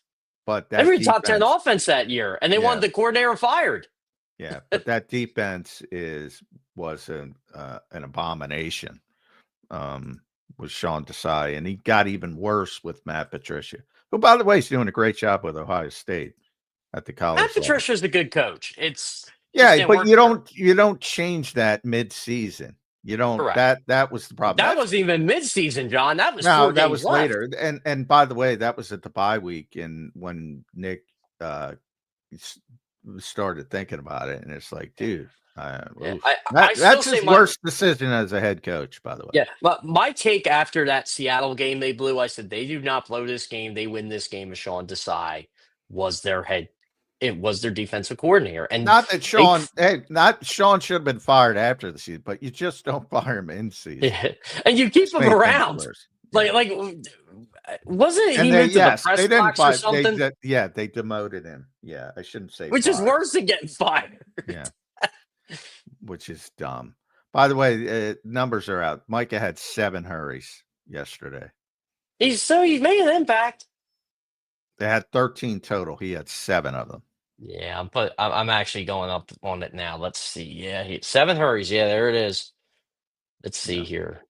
And Packers, that was one of the best plays. Michael Parsons had a 38 pressure rate yesterday. 38.5% according to True Media. That was one of the best plays of the game early. I think it might have been the first drive where Michael Parsons was rushing on 3rd down. Oh my God. And Jalen rolled out, found Will Shipley. That was a freaking amazing play, man. Jalen avoided him like 3-4 times in the first half. Yeah. Jalen's ability on 3rd down is unbelievable. And John, maybe that's some of the reason that I get so frustrated at the draw. I get it. It's a common play. I understand they're playing risk-averse, but man, I've also seen Jalen make a lot of fucking plays on 3rd down in his day, man, in his career.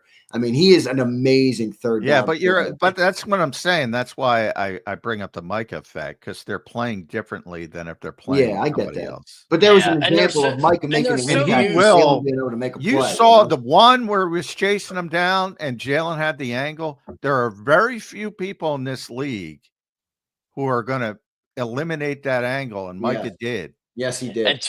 And two reside in the NFC East that can do it.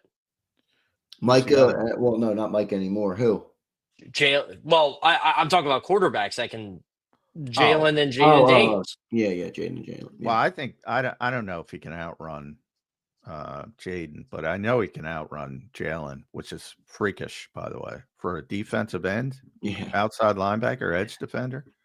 I think there's a reason why I was really on the Cowboys for trading him. I'm like, you just don't trade players like that. You don't. Yeah, I just think nobody looks at the opponent. Like, they're doing that for a reason. Yeah. Because they don't want him pinning his freaking ears back. And just saying, and you know what? They're going to game plan. They're going to game plan for Aiden Hutchinson on Sunday too. Wait till you see the impact he's going to make. John, can you, John, coming to you here, can you opine? I know you're explaining what they're doing, but can you opine on, like, is it too much that they play into their opponent? Like, it is a little bit of a let the game dictate to you. I think they do on the game versus when I think, at some level, you should impose your will. You should dictate how the game is played instead of letting every circumstance dictate what you do, is my perspective on that. Can you give your opinion on that? And I know that that's what they do. I get you've explained that to me 1,000 times, whether I hear it or not. Well, they're very few players they treat like Micah Parsons. Very few. And to the point I've said many times, I think there's a little bit too much hubris for this team. I don't think they game plan specific enough on a normal week.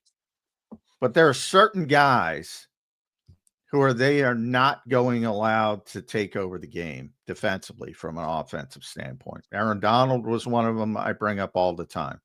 Myles Garrett is one of them. Micah Parsons is one of them. Those are the 3 I've confirmed. Aiden Hutchinson's I don't know if they're going to treat him the same way. I thought when he was on the Vikings, Danielle Hunter was one of those players. Danielle Hunter. Yeah, I've Danielle. never, I don't know why I just said Danielle. I'm like, yeah. it's early, guys. I I was well, like, yeah, wait a minute. because it's spelled like Dan. A lot of people do that. I've done Yeah, that in the past. Danielle. Yeah, But you know what it is? He's on the Texans now, so I forget how to say his name. that That's dude where he looks is, right? Texans, yeah. dude looks like a cyborg, and he plays like a cyborg. He's a He's a very good beast. I player. love him. But I've never heard them talk about him the way they talk about Micah or Miles. He's a very good player, but Yeah. you're talking about really rarefied air when you're talking. There's a reason about, why the Eagles tried to get these guys, by the yeah. way. And look, they weren't going to let him take over the game, so I think it changes even for a guy like Hutchinson, even for a guy like Hunter. They don't. Then they say, you know what? We got Lane Johnson. We have Jordan Mailata. In those type situations. But with those two particular players and Aaron Donald inside back in the day, with those three particular players, they will never let them take over the game ever. No way. All are going to be first ballot Hall of Famers. And every other team, well on his way. Every other team, they're kind of like cocky. They're kind of like, we don't have to help our tackles. Yeah, right. We have the advantage. They think different player, maybe they would impose their will a little more, or at least try to impose their will. Oh, yeah. no doubt. I actually love what the Eagles do. We are not going to let Micah Parsons take over this football game because he's one guy that can take over this football. Yeah, I mean, look, Jalen had 0 sacks yesterday. That's a great feat versus that team. That's a good pass rush, man. And look, teams do this on the opposite end. The Packers defense, Saquon Barkley is not taking over this football game. And for 3.5 quarters, he didn't take over this football game. Jeff, how do you evaluate Kevin Patullo? I know he's like a hotbed conversation. I'm not trying to go down the road of like you have to say he's the greatest thing or he's the worst thing. I'm just trying to get he's a first-year play caller. He is. I think most people understand that there is an acclimation period to calling plays in the National Football League, even if he's not the biggest problem. 2 targets to AJ. Like sometimes it just feels like he's still finding his rhythm as a play caller, and it's really not all that good. How do you evaluate Kevin Patullo through the first 9 games of the year and maybe what he did last night? Well, the Eagles don't have to worry about losing into a head coaching job this offseason. How's that? Hey, they win the Super Bowl. Hey, be careful if they win the Super Bowl. You might. The New York Football Giants are taking Kevin Patullo. Yeah, I'd be careful. Hey, Kellen Moore looked like he made the right call going to Tyler Shuck on Sunday. Yeah, Tyler Shuck did not look that bad on Sunday. No, I thought he looked the limited amount of players he got. Yeah, well, Tyler Shuck. I mean, that just goes. He's not good, but it's. Well, no, I mean, look, he's a young quarterback and he's got a lot to learn, but is he older than Jalen? He's not older than Jalen. He's old. Tyler Shuck. I don't know. He's like 25, isn't it? Yeah, so he's younger than Jalen. Yeah. You know the stat that bothers me the most about the offense, I'd say, is that damn 3 and out stat. Oh yeah, they're number 1 in that. And that's crazy to me. Like that to me is like, what the heck? How the heck is this team? Well, the only thing I would say about that is that's not a 3rd down stat. That's a 1st and 2nd down stat. Yeah, right. Because they're not running the ball. They are in a lot of 3rd and longs, and there were plays where even on that last drive before they decided to punt on the 4th and not punt on the 4th and 6. I'm just like, what are they doing? Like, they're making this way too complicated right now, and I don't know. There were a couple of drives in that 4th quarter in the second half, even. And look, I thought their offense moved the ball okay in the second half. I'm just like, what are they doing here? This is why it's 3rd and 12. You know, why are you making life so difficult for this quarterback right now? Why are you making life so difficult for these receivers? And I don't know. That's just me in the moment. Again, I'm going to rewatch a game today. So we got. Unfortunately, I have to rewatch that thing as well. All right, here's the PFF is in, so we'll get these are unofficial, but Nakobe is the best defender, number 1, followed by Jalen Carter, Andrew Makuba, which I'm a little surprised. Not that he did anything wrong, but a little surprised he was that high, but he had a good game. Jalen Phillips, number 4. I thought he had a tremendous game. 6 hurries, by the way, for wow. Jalen Phillips. Very good. Micah had 7. Jalen Carter had 5. Moro Jomo had 5. So biggest pressure day for the Eagles this season. Yeah. Number 5 was Nolan Smith. The 5 worst: Jordan Davis, Byron Young, who only played 4 snaps, so throw him out. Brandon Graham only played 10 snaps. Jihad Campbell, in the rare bad football game, and I said this last, he did. Cooper DeJean did not play well. No, coverage wise, he definitely didn't play well either. Also, Quinyon Mitchell allowed just 2 yards after the catch, 24 passing yards. Jordan Love was 2 of 8 targeting. I was surprised Quinyon didn't make the top 5, but he didn't make the top 5. But it was all around. Did you guys see Christian Watson's tweet today when someone said, should Christian Watson have caught that pass to play? Quinyon got hurt, and he said yes. I did not, but I didn't see that. The deep ball, yeah. Well, that was he. I love gave Quinyon, but man, he gets away with. He gets away with some hands in football, man. But you know that's but you know what? When you're a good football player, you get away with stuff. Yeah, that's right. I'm not saying it in a negative way. I'm just saying, objectively speaking, he does get away with. No, you're right. He gets away with stuff, but Darrell Revis got away with stuff. It's true. Part of it. Part of the game. Jordan Love, according to Next Gen Stats, pressured on 40.5% of his dropbacks. This is by far. Wasn't he 0 for 6 when he was pressured? Don't have that number, but probably. Oh, you know what? I might have different. No, he was 3 of 12 for 21 yards and was sacked 3 times when he was under pressure. So not good. Yeah, that's what I got. But guess what? Most quarterbacks aren't good when they're under pressure. So yeah, by far the best. When he was blitzed, 0 for 3 with a sack. Yikes. By far the best pass rushing performance by the Eagles this year. The Packers did not have when the Eagles blitzed, the Packers did not have a yard of offense. Yeah. That's amazing. The Eagles, Vic knows when to pull that thing out, man. He doesn't blitz often, but when he does, it's usually effective. All right, Jeff, after that game, give me your one biggest point of optimism, I guess you could call it, and give me your one biggest concern about the Philadelphia Eagles right now in 25. Offensively or just overall? Overall. Well, they got the inside track number 1 seed in the NFC right now. They still got to beat the Lions. Inside track, yes. Inside track, you're right. Yeah, that's what happens when you beat the teams that are in the mix. It feels like 2 games, even though it's 1, because you got the tiebreakers. But they beat the Lions. I can make that declaration. They're probably going to get the number 1 seed, all things considered. But again, there's a lot of football left. But you're right. They're in a good spot if they beat the Lions. Oh, don't sleep on the Chicago Bears. I know they're not as good as the Lions and the Packers, but they're ahead of the Packers in the standings right now. I'm going to sleep on the Chicago Bears. Yeah, they're not. Well, I think the Eagles should beat the Chicago Bears, but they will beat the Bears. Come on. They're not ready. The Bears got a tougher schedule coming up, so. Yeah, they got to play the Lions. The Bears are a nice story. Go ahead. Biggest concern. Go ahead. My biggest concern, I think it's going to change. This is probably more of a weekly thing. They got to get this run game more consistent, but I think that will change. I do.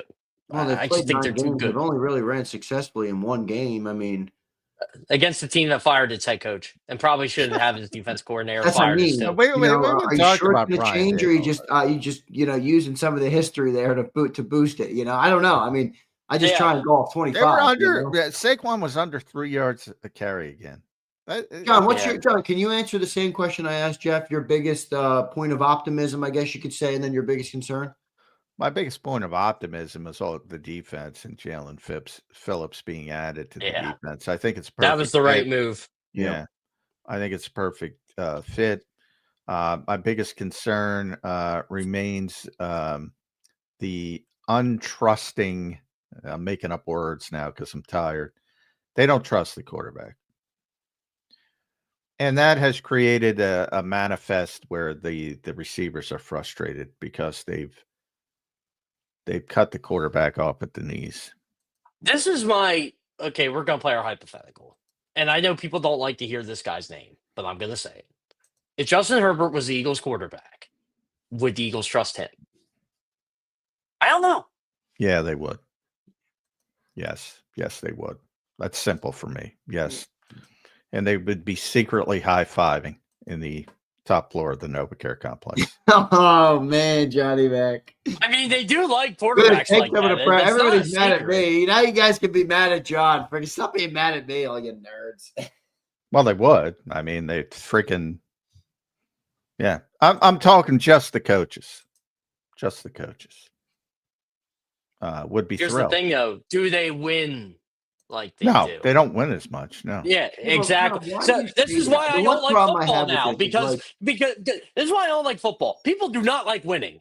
I No, they hate don't. it. They don't. I know, but Like, why do we they why do don't. we immediately go to if you had just for the sake of the conversation, if you had somebody who could move the football through the air better, why does that equate to not as many wins? That doesn't make sense to me. It doesn't compute. What do you mean? Because history says it. The more you throw the ball, the more Yep. you're going to lose. Correct. It happens to ask the Cincinnati Bengals.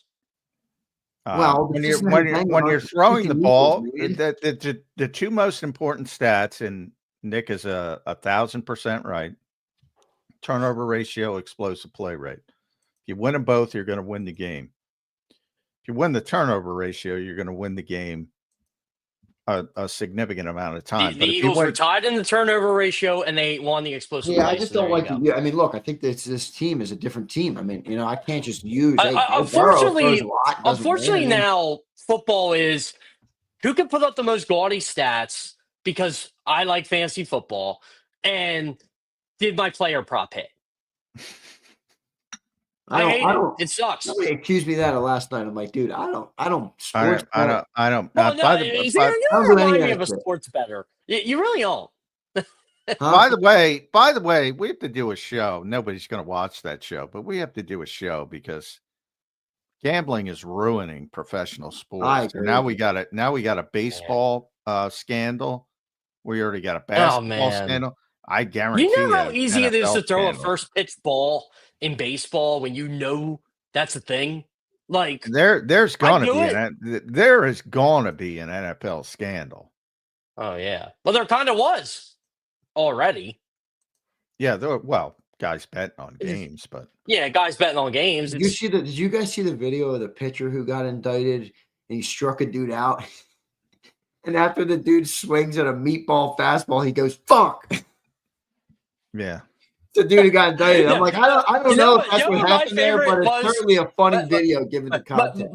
my favorite gambling thing this whole season, and Xander, I know you saw this because I was watching it live when the Chauncey Phillips, like all that stuff is coming out. Terry Rozier, Chauncey Phillips on the bottom right corner. ESPN bet have a problem. I know. Call 1-800-GAMBLER. know. I'm like, oh my god, take Guys, that it wasn't off. that long ago that speaking of betting, speaking of sports lines on ESPN was forbidden. They didn't even touch it. It was like 5 years ago. It was not long ago. Everybody I think is it was so 19. This all opened up. Everybody is so damn greedy. I mean, this was the worst decision in the history of pro sports. Now there was always going to be gambling, but to allow it to this level and to think it's not going to create issues is, boy, some of the highest level of naivete I've ever seen in my life. I had he wasn't on the NFL team, but I had an editor who liked to gamble. And I remember he got very upset over, I think the Eagles covered or something because he bet on the game. And I said, dude, I don't care. Like, I really don't care. Well, you should care. I don't care. Yeah. I don't watch football for that reason. A lot of people do, though, man. That's why I know a lot of people do, and that's okay. I just don't. Yeah. Yeah. It is a complex conversation. I mean, guys, there's I'm a gonna reason rattle why off the a couple NFL is a supers. behemoth. Yeah, Jeff, I got a couple supers to get to. I want to keep you here for them. All right, we're going to rattle them off. right. I'll get your guys' opinions on them. Philly Don, what's up, Philly Don? It starts with the O-line, and the O-line is struggling in the run game. I agree, but I don't think they were. He's not wrong. What's that? He's not wrong. He's not wrong. I think it's a bunch of things with the running game. Certainly, the offensive line's part of it. But I gave you the defense. Here's the top 5 offensive players for the Eagles yesterday from PFF. Fred Johnson, Big Fred, doing the dirty. Good player. Jordan Mailata, Lane Johnson. What a tough guy Lane Johnson is. Devontae Smith, Brett Toth. 4 of the top 5 offensive linemen. I thought Brett Toth had a good game last night too. Yeah, he's playing great, man. Yeah, he's playing Good story. I'm happy for Brett because he got shit on a lot, and he's playing. Well, I mean, when Stoutland's got some time to prepare him, he's had much better outings. I have a close friend who went to Army, and he served, and man, does he love Brett Toth. Like he said, I'm literally an Eagles fan because of Brett Toth, and I'm like, that's awesome. Like he'll wear his Army hat proud. He has a Brett Toth jersey. By the way, speaking of that, happy Veterans Day to all the great veterans out there who served this nation yesterday. Happy birthday to the Marines, 250 years. Happy Veterans Day today. Thank you for 107 years since the armistice was signed in World War I. Wow, great stat. Jeff, you got stats on everything, man, not just sports. I'm a history guy. I respect a lot of these days. And I was always like, when I was a kid, I was always like fascinated on like how certain holidays came to be and why this day is significant, et cetera. So, yeah. There you go. Love it. Kyle Kokorski says, I'm more impressed with the defense. Detroit rolling in this week. Can't play the same this week. I happen to agree with that. They're going to obviously have to change. Oh, yeah. You can't play the same. Oh, yeah. Yeah, you have to, and they will. That's what I mean. They're gonna lose. They play differently when games have personalities. They play differently. They will play differently. And we haven't really seen this team play Jared Goff recently. Since what? Maybe 22. This is the last time. The key to beating Detroit is speed them up, get them off of spots, and all of a sudden the Eagles' pass rush looks pretty good. So, John, you said that thing about maybe they're going to play where they make Jahmyr Gibbs pass block stuff. I think that's something to keep an eye on there. I think you're right on with that. Here's Terrence. What's up, Terrence? Hurts had one bad turnover season, and now they don't trust him. I love the Eagles. LOL. I don't know if it's that or what it was, but it's true. Yeah, well, it was. It bled over till the start of last season. People forget. So he had one bad turnover season. He had like 22 turnovers. I think it was like 14 games. I'm like, turnover machine. Well, and then remember the Brazil game when he had like 4 turnover-worthy throws. Yep. And then they had the Tampa game, which was a shit show, but that had more to do with AJ wasn't there, Devontae wasn't there, Lane wasn't there, which I thought that was incredibly unfair because if they don't have those 3 players, they're going to lose. No surprise. And they turned it over too much and they scaled it back. And that was the moment. And I thought it was unfair. Right. I said it at that moment. I thought it was unfair. But they won. Yeah. A couple more here. Riding the bench. I'm adding up these numbers, by the way, of Hurts. Go ahead, Xander. I'm adding up these numbers so you can go. Yeah. Riding the bench says, is there a disconnect with Howie and coaches with Jalen versus Laurie? Coaches don't trust him, and Hurts doesn't trust the coaches, in my opinion. Unreal, they're the 1 seed. Interesting question. I could you put that up again? Yeah, go ahead. Yeah. Howie and coaches with Jalen versus with the owner? Well, I think they're saying Howie and the coaches versus how they handled Jalen versus Laurie. No, well, I think Jeffrey Lurie wants a more high volume passing offense, but he's accepting because they win. I mean, look, this is the ultimate Jalen Hurts stat you should care about. Since week 6, since their bye week of last year, Jalen Hurts has 57 touchdowns to 7 giveaways. You are going to win a lot of football games like that. I don't care how risk-averse they are. That is correct. That's a big number. Roll Philly says Darnold is playing great and Hurts hasn't been good, but Hurts only has one less pass touchdown and 5 less picks, and he's got more pass attempts. Yeah, but not all pass attempts are created equal, but whatever. Hey, Sam Darnold's a good player. Let's call a spade a spade. I think his point, though, is that Jalen's playing better than Darnold because he's got the less picks. But, let's be real.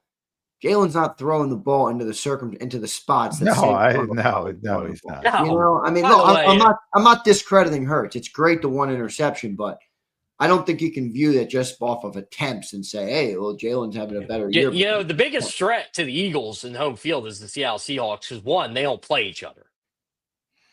There's like 5 guys in the world that can foot the football in the windows that Sam does. And they're, you're going to see one of them this weekend. By the way, Jared that Goff. Seattle defense is really freaking good. Oh, yeah. Well, Mike McDonald's a good coach. Yeah, he is. Yeah. Jalen Hurts, by the way, 5th in the NFL in passer rating, highest passer rating through 9 games out of any quarterback in Eagles history. Yeah. So, well, that's the dumb. risk-averse works. Yeah, Right. good stuff. All right, Jeff, your final thought, and then I want to get the final thought from John. I'll let you get out of here, Jeff. Appreciate you joining in today, second day in a row. As always, got to get your post game.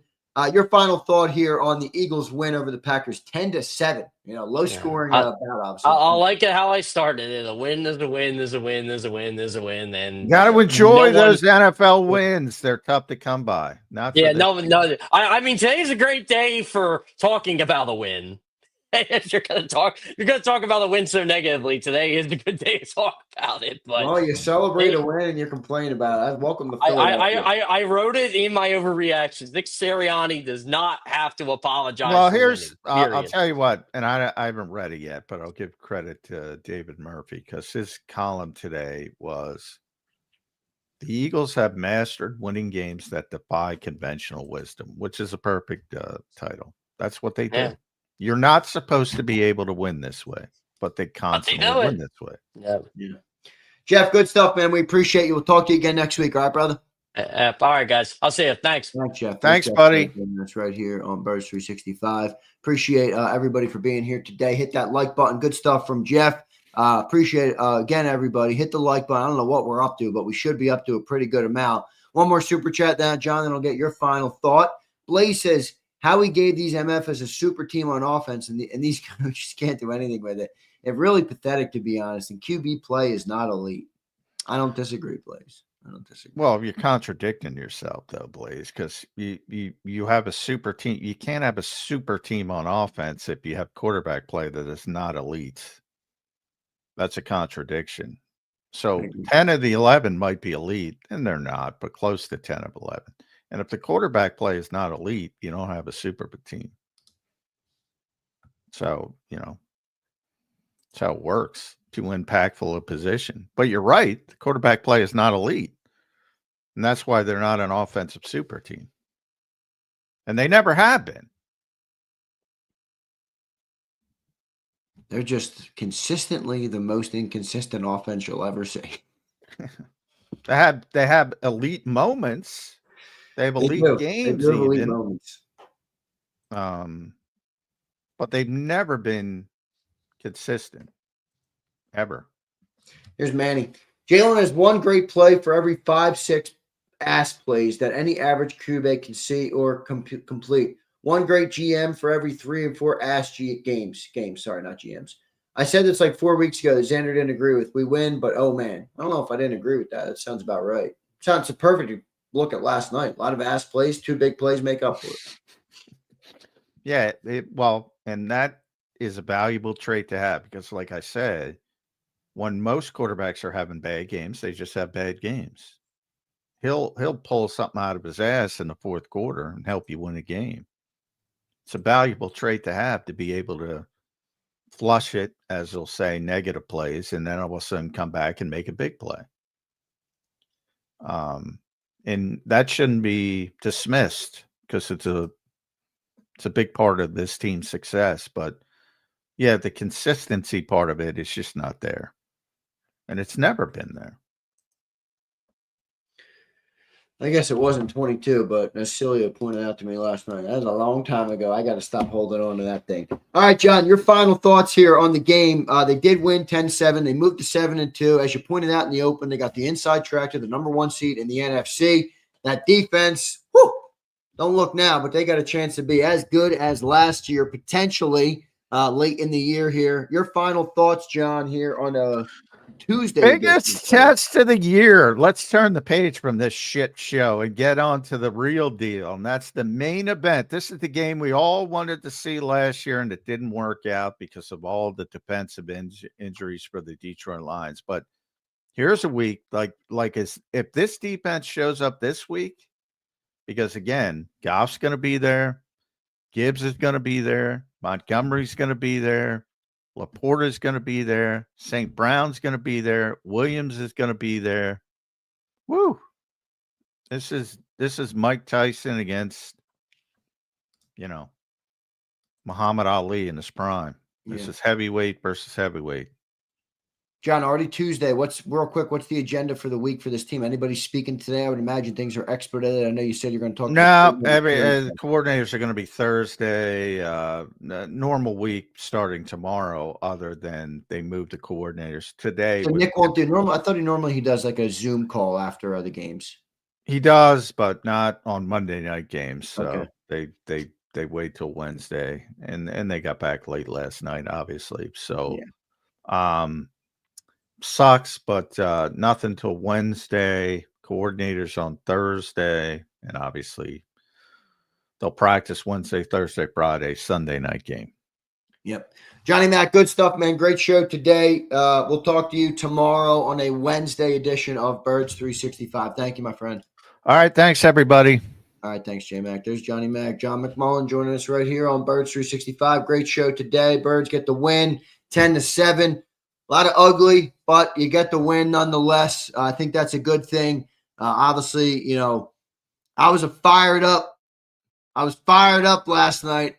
I'm still a little fired up. I'm only on, I think, 2 hours or so, whatever it was. I'm not really sure. But I think, look, at the end of the day, I do think you go to Lambeau. You win the game on the road. Your defense dominates at the level that I think it dominated at. There's a lot of good to take from that game. All right. There is a lot of good to take. I think the thing that bothers me is that, and maybe John and Sills are right, that I have these unnecessary, unfair expectations that live in my head. But holy shit, I just want this offense to be better, man. I just want this offense to be better. But I get it. It doesn't really matter, I guess. I guess everybody tells me we keep winning, Xander, so quit bitching. I don't know. Feels like this offense is just like not good, but it is what it is. Let's go to some super chats. We got 2 more. Jeff Bone, what's up, Bonehead? We need to do something at O-line. We're struggling in the trenches. I don't think they were as bad last night as people are pointing out. I mean, I think in the running game, they had some, they weren't great, but that's a great defensive line, dude. I mean, that's one of those things where you kind of got to tip your cap to the other team too, but I don't think the offensive line has been as bad. I mean, and certainly in pass blocking, they're not. I mean, I feel like these people, it's like, guys, offensive lines in the NFL can't hold blocks for 6 seconds. I mean, there's more than enough time back there. But I get it. They could be a little better in the run. They're not quite as dominant this year, but Bonehead is you could if that's going to be the issue, then you could easily point to the build of the team doesn't make a whole lot of sense. You could. You could. Blaze, what's up, Blaze? But isn't that coaching and scheme to put Jalen in a spot to be elite like 22 when he had a great OC? Yeah, but I think that's just, gone, and Barkley changed this team on offense. And look, I agree with you, Blaze. I think the coaching sucks. But what I do know also is that I've done enough shows with John that no matter how many times I say it or anybody in the chat says it, he's going to make me feel like I'm brain dead for saying that Kevin Patullo stinks. It is what it is. All right. John's a good debater. I just said that to Sig.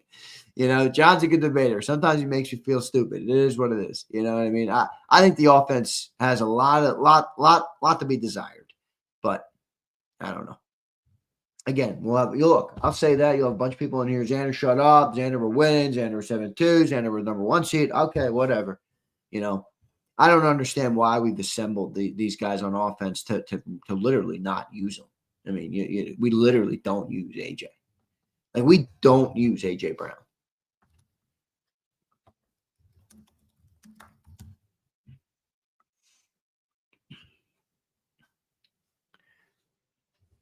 He's got 408 yards in 8 games this year, 31 receptions, and 3 touchdowns. So 31 receptions, 408 yards, and 3 touchdowns. We are now past the midway point. So he's pacing for just under 800 yards of offense. Corporate Pumper says, we have shitters at both safety positions, not going to sugarcoat shit. Yeah, safeties aren't that great. And by the way, Reed Blankenship, I know everybody's like, oh, great pass breakup on the 4th and 9. That wasn't a pass breakup. Dude let it clank off his shoulder pads. Don't hit me with that Reed Blankenship bullshit. That guy's not that good, Reed Blankenship. I mean, come on.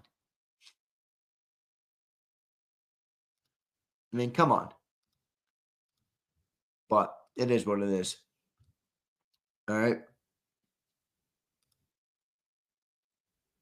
So, look, a lot left to be desired, in my opinion, on the damn bone. But with the offense, but look, I get it. You win in Lambeau, you win on the road, a cold weather game. I get it, man. Maybe I should be more happy. All right. A lot of you have told me how to live my life to this week and last night. A lot of you weren't happy with me. That's all right. I had one guy in here earlier today. I'm sure some of you saw him. He was crying up a storm. Zander, you need to be more respectful. Shut the fuck up. Shut up, please. All right. So, Kyle says that offense felt mediocre. I bet mediocre. I think you're being generous there, Kyle. Mediocre. That wasn't a mediocre offense. Nothing about the offense last night was mediocre, my friend. Mediocre assumes you're middle. That was not mediocre, bro. That was below average. All right. Hollywood, that's what they want me to be. They want me to be a soy boy. They can all F off. Andre, appreciate you, brother, from Facebook, man. He says, hilarious segment. Yeah, we were on one. A lot of good conversation last night. Some people don't get it. Some people don't get too happy with me, but it is what it is. Cat says, Zander, great Patullo. D+.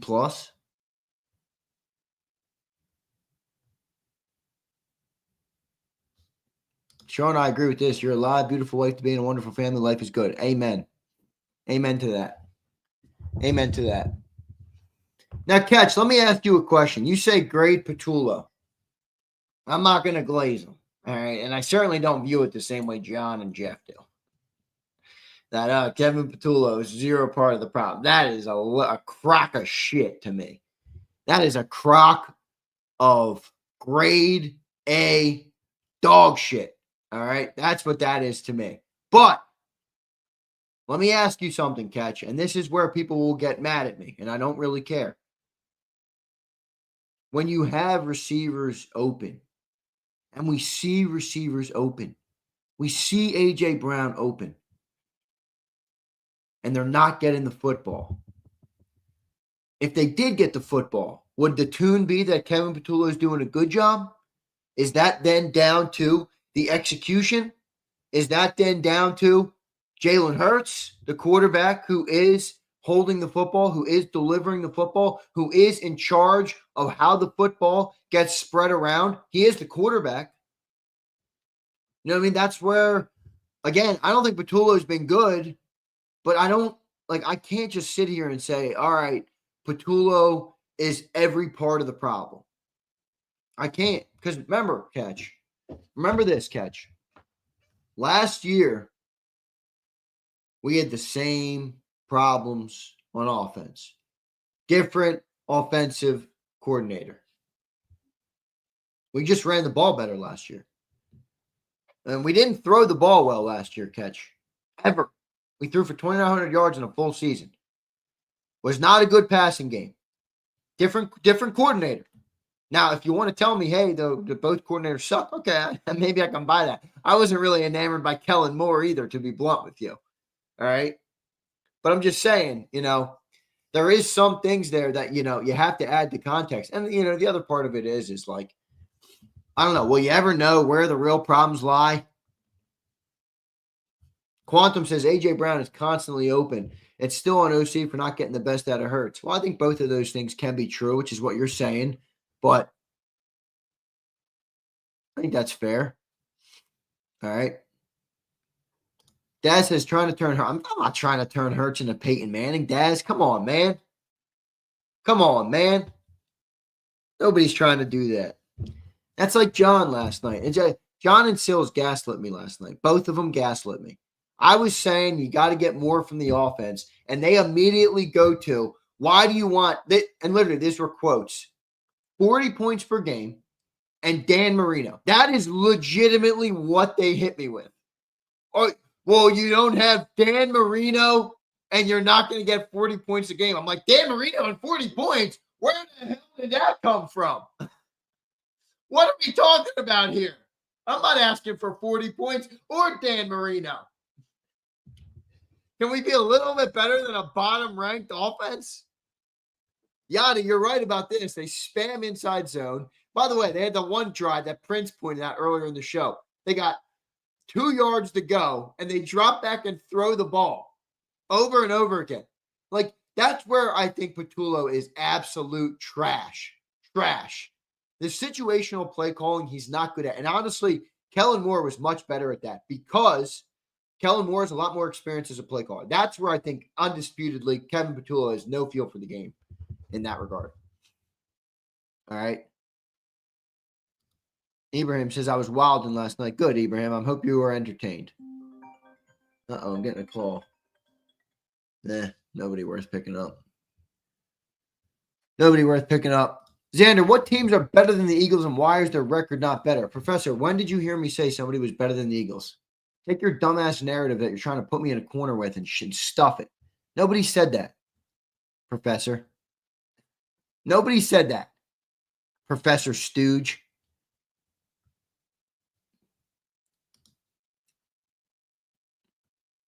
That was Dan Marino. Original Phil, you've been off on your takes, my guy. Way off. All right. Sean, what's up, Sean? How can any of you blame Patullo for not finding open receivers and getting the ball to them? Scheming receivers open is his job. I agree. Roll Philly says, Z, I've watched Hurts play freely and open when the coaches took the handcuffs off him, which he said he's wanted multiple times. I agree, but Roll Philly, yeah, he has said it. He has said it, you know.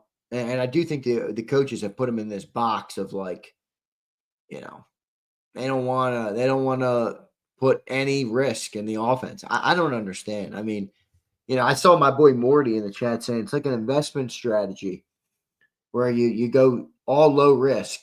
It's like, Morty, you do that when you're retired and you want to conserve your money. You know?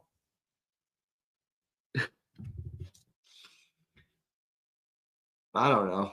I think that's a little bit of an egregious way to look at it, but I get it. Risk averse. That's the nature of the beast. You assemble the Avengers on offense, and then the whole philosophy is just, be risk averse. I don't get that. Why do people want to do that? I think a bigger question here that's going to happen for the next year, whether people like it or not, is a lot is going to change on the build of this team, whether you like it or not. Yeah, they're spending all their money on offense and none of their money on defense. I get it. Some of it's circumstantial. They got young guys on defense. Everybody's a veteran on offense. I understand. But if you think that the what they've, you know, the way they're paying for it is not going to change based on the outcome and the results that are being put on the field, then I just don't think you're seeing it correctly. That's where I thought, again, I was gaslit last night. It's like John saying, why do you keep bringing up the financials? And I'm like, what the fuck do you mean? You don't think the financials attach expectation to the offense? They do. They do. Do we think Jeffrey Lurie walks into the office with Nick Sirianni and just says, well, Nick, awesome job because the defense did it again. Great job as a head coach. Great job on everything. I'll talk to you next week. Like, I don't think that's what's said. I think Jeffrey Lurie is like, wait a second. Why is this the case? Why does the offense not the reason we win games? I mean, if you think about it, if you boil it down a little bit, and this is a crazy comment, but it certainly feels like it's true. You guys can rip me or check me in the chat if you think it's worthy of checking me or getting mad at me for, but it almost seems like We have all these players on offense, and the entire offensive philosophy is don't lose the game. Just don't lose it for us. Just don't lose the game for us. Like, instead of imposing your will, instead of being the aggressor, instead of, taking your weapons and shoving them down another team's throat, instead of doing all those things, instead of running over a fucking team, saying, I don't give a shit what you want to do. We're better and we're going to impose our will on you. Okay, just don't lose the game. I feel like that's such a bitch-made mentality. I'm sorry. I don't approach anything in my life like that.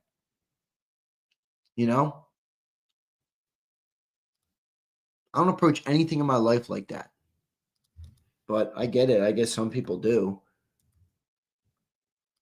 I guess some people do.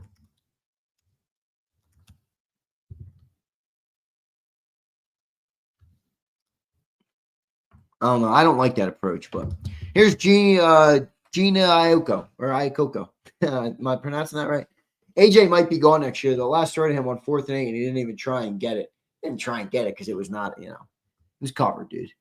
Morty says, are you too young to remember the NJ Devils defensive hockey, limiting opponents' offensive channel? Yeah, I mean, Lamar, he was way earlier than me. I was born in 98, Morty, so I was a massive Brodeur fan, but I think that preceded my time. When was he the coach of the Devils?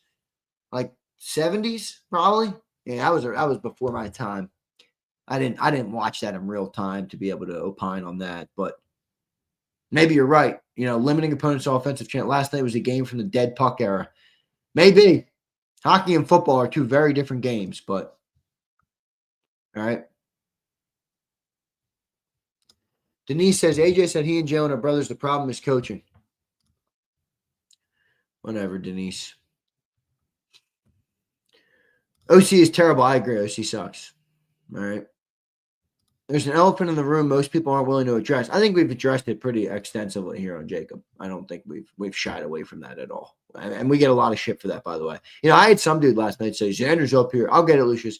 Xander's up here trying to get views. I'm like, bro, if you think criticizing the quarterback of the Eagles is the best way to get views and likes on YouTube, you are delusional. You are delusional. We live in a pussified world, man. People want to hear praise. People want to hear that they got the greatest quarterback since sliced bread. People want to hear that they're the greatest team in the world. I promise you, the method that JAKIB takes in terms of being honest and real on shows is not to get more views and likes. That is definitely not the case. All right. Lucius, I just said I'll get to it, dude. Holy shit. Sometimes you guys are insufferable. Xander, you were going ham on the postgame show. I swear last night, yeah, I was going ham. Maybe too ham, but it is what it is. I think AJ lost a step. Maybe it's just his hammy. I don't think he lost a step. I now want an AJ trade because what we are doing to him is criminal. I agree. And him not being utilized and being upset about it is very natural. I mean, he's not. I don't know. I'm with you, Curtis. Long story short. All right. Let me get to some supers. Last night, didn't you agree with Sills that Rams are better than the Eagles? That's when you said a team is better. Well, that's fair. I think the Rams are. Do you think the Rams are better than the Eagles right now? I certainly do. But that wasn't what was said, that I didn't say a team is better. It was that when we can't beat any team or something like that. It wasn't about whether a team is playing better than us right now. The Rams are playing better than us right now. Anybody that doesn't see that is not watching the Rams. They're playing lights out. Matthew Stafford is in his freaking bag right now. Matthew Stafford is wheeling and dealing, dude. Devontae Adams playing great football. Puka Nacua obviously is what he is. Tremendous high volume receiver. That's what I mean. Like, Roll Philly, you say AJ lost a step. Like, dude, think about it. They literally scheme. You know how many plays a game they scheme for freaking Puka Nacua? Like, dude, how can I judge AJ properly? The only thing they do is they throw him a couple go balls. Are you judging that he lost a step based on the go balls? That's not a real offense to be able to tell whether AJ lost a step. Blaze says, missed a lot of supers. I'll get them all. Man, you guys are grumpy too. Get my super. Get my super. I'll get it. Relax. I always get them. Do I ever not get them? I always get the supers. Zander owes a giveaway. Yes, I do owe a giveaway. I'll do a giveaway this week. Don't worry. You know what I'm doing, though? I'm being a dictator this week. I got a lot of names on the shit list that will not be eligible to win. How about that? All right. I got a lot of names on the shit list.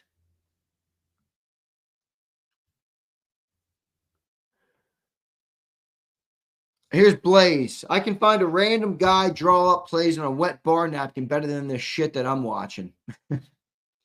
Well, Blaze, off record, John tells me, off the air, not off record. John tells me the reason that there's no complexity to the offensive play calling is because the quarterback doesn't want complex plays. Quarterback doesn't like to throw the ball over the middle.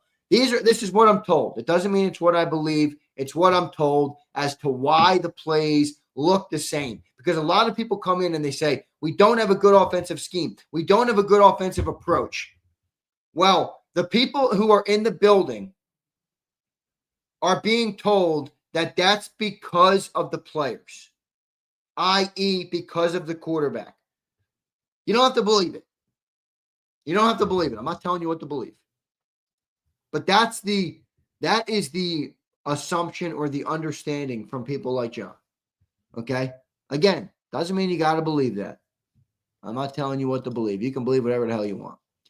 Terrence, what's up, Terrence? I want to see the all-22. Commentators was saying how nobody was open and how the wide receivers don't run to the ball to get open on scrambles. Well, they could be better at that because Jalen's a scrambling quarterback. So I'd always like to see them get those second chance things. But I like to see the all-22 too. I'll watch it. It probably comes out today. It might be out. Let me look. Let me load up NFL Plus and see if it's out. Might be out. Oh, the game was late. It's only 10 in the morning. Maybe it's not. Replays. All 22's up. All 22's up. I'll watch that when I get off here. Corporate Pump says, Zander, you go. We don't placate to the cuckleberries in the chat. No, I never do that, Pumper. As much as they might try and get mad at me, I don't really give a shit. All right? I'm not here to appease people. I pursue greatness in everything that I try and do in life. All right? Gina, I think I got this. Yes, I did. Lucia says, I've been quiet all day, but let me chime in. It was a bad game for everyone on offense last night. That was also a good D in Green Bay. It happens. I agree, Lucius. I don't think that's an unfair comment at all. Green Bay deserves a lot of credit for the way they played defense last night. They do. They deserve a lot of credit for the way they played defense. But to sit here and act like it was all the defense as to why that offense couldn't move the football, I think is an egregious evaluation. Jalen was all – look. Not even talking about philosophical things here. Not even talking about skill sets here. Jalen just had a bad game in terms of, like, he missed throws he normally makes. He was inaccurate last night with the football. You know, he was. It wasn't his best game. That's leaving aside the philosophical approaches, the offensive approaches, the play call, all of those things. There was throws in the game that Jalen normally makes that he didn't make last night. He was, the one ball, I think it was underdog at the show. He's throwing it to Kareem Abdul-Jabbar. That was such a funny comment. But I think Jalen just wasn't great last night. But yeah, I mean the Green Bay defense does deserve credit. I agree. Gina says AJ might be gone next year. Last year he didn't. I don't agree with that. Terrence says in 22 we were aggressive and lost. Now we play scared. At this point, if this is the Nick offense, we don't need these weapons. I agree, Terrence. That's kind of my whole point about the money. I kept bringing up the money last night. John's like, why do you care about the money? I'm like, because this is what they built the team to be.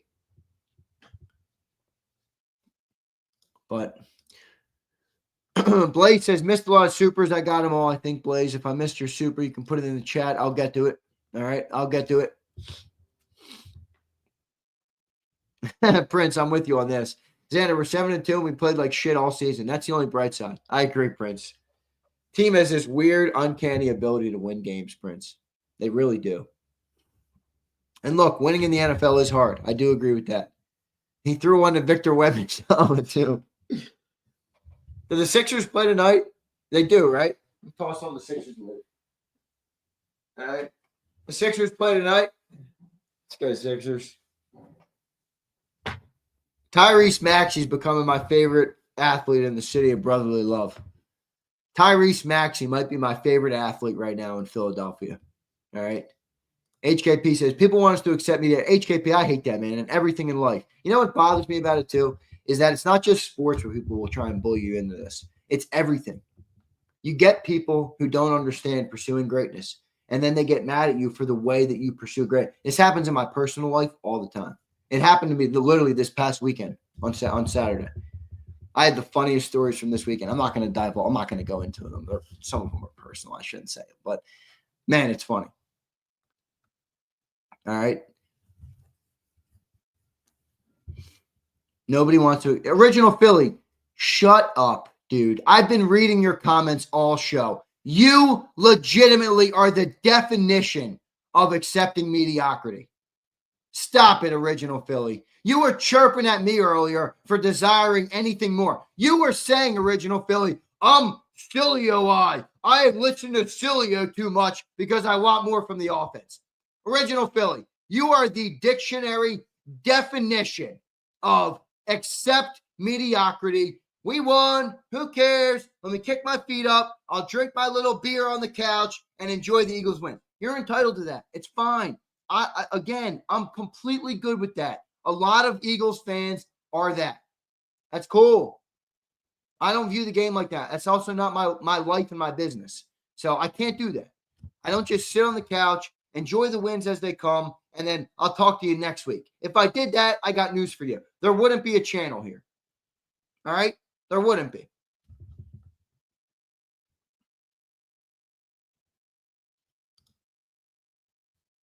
That's exactly what you said, Philly. You can't unwalk it now. It's in black and white, my friend. I saw your comments. I read them. Roll Philly says, Z, somehow Devontae gets open and gets the ball. Smitty is wide receiver 1. It's his year to be all pro. Tell AJ to take a back seat like Smitty did. Maybe teams are covering AJ to piss him off. Maybe. I mean, Devontae has been the wide receiver 1 this year. There's no doubt. Jalen looks for him more. All right. Hogan says, Philly is a basketball team. Hogan, I hate to say it, but we're the Cowboys of the NBA. Haven't won since 83. Can't get out of the second round. Went to the finals once in 2001 thanks to the greatness of Allen Iverson, who is, man, fucking awesome Philadelphia athlete. But, yeah, you're kind of right. I mean, look, I love the Sixers. I've always been a big Sixers fan. I always will be a big Sixers fan. But, yeah, we're the Cowboys of the NFL. We haven't won since 83. I mean, let's call a spade a spade. Let's call a spade a spade. We're the Cowboys of the NBA. Excuse me, not the NFL, the NBA. All right.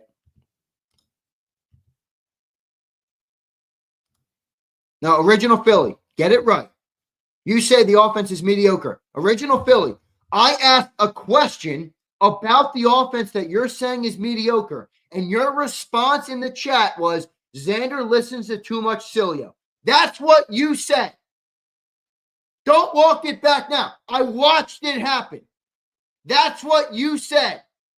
Now you're called out, and you're saying, that's not what I meant. That's not what I meant. I know the offense is mediocre. All right, so if you know it, why do you get mad when I bring it up on the show? Because you don't want it to be permeated to the ears of Eagles fans? Is that what it is? You want to control my show? Boy, that happens a lot. People love to try and control the narrative. Zander, don't say that. Zander, don't talk about that. My show. I'll talk about what I want. VSBA says, Zander, glad you didn't stroke out after last night's postgame show. You have valid points about the offense and understand why you want more out of it. I think players and execution are the biggest problem. I appreciate that, VA. We see it similarly. I don't think the offensive coaches are very good, though. I really don't. I don't think the offensive coaches are very good at all. All right. Yada says, I'm tired of all this respect for defenses and not putting respect for our offense. Every game, it feels like we let the defense. That's exactly what I was trying to say to John. Yada, don't you feel like we've assembled enough talent to maybe impose our will here and there? Don't you think we have enough talent to, hey, this is who we are. Fuck who you got on your side. I don't care. We're coming. They don't do that anymore. They're a passive team. I'm not a passive guy. I'm not a passive-aggressive guy. I'm not a passive guy. I don't let people dictate the circumstances in my life, and I'm certainly not going to view my favorite football team that's got the best roster. By the way, this isn't from me. We have many Eagles fans in here who have been watching this team way longer than I have. I was born in 1998. I'm 27 years old. I understand there's been a lot more Eagle football than I've been able to consume. A lot of it that preceded my day. Most of those people are the ones who tell me this is the best set of talent we've ever had. But no, this passive brain, let's keep doing this. I hope it doesn't bite us in the ass. I feel like it's gonna, but it is what it is. Impose your damn will, man. Impose your damn will on a game. Impose your damn will on the league. Impose your damn will on the defense. Put some confidence in the quarterback. Put some confidence in the receivers. Put some confidence in the play caller. Be aggressive. Go get it. Go run it. I'd rather fall flat and know at least we fucking tried than play this bullshit passive brand and rely on the defense playing lights out to win games.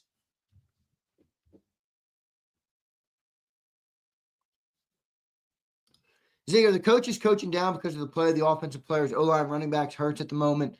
Maybe. But this is way longer than just this year, Philly Don.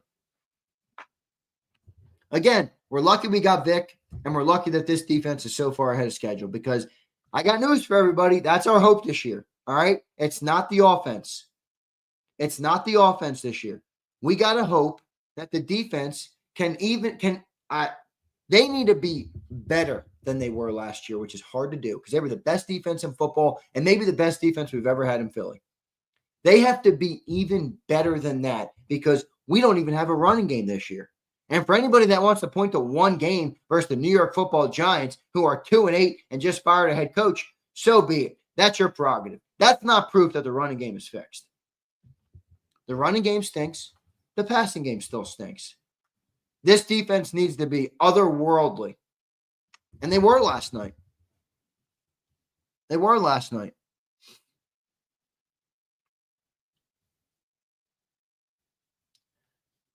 Sanchez, Eagles are up here. All right, Sanchez. I read your comments last night too. Man, you are the epitome of a Delulu fan, which is fine. You're entitled to be. You can be whatever you want. I'm not going to tell you how to be a fan.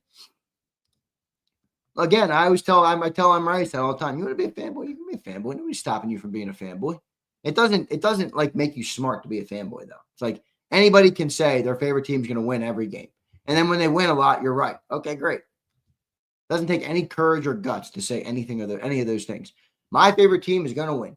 My favorite quarterback is going to win. My favorite offense is going to win. Great. That's fanboy talk. Nobody talks like that in the real world. I already read this. Thanks, VSVA. I didn't stroke out. All right.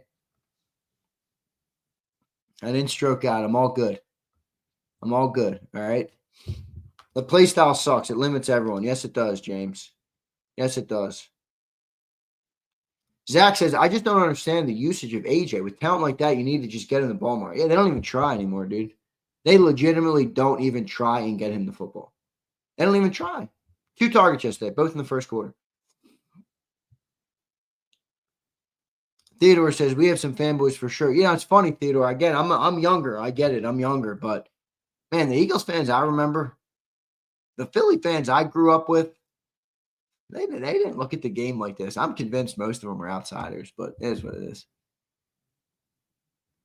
Xander, the Delulu fans are happier after Eagles games. How do I achieve the Delulu state? Curtis, let me say something. You know the phrase, Curtis?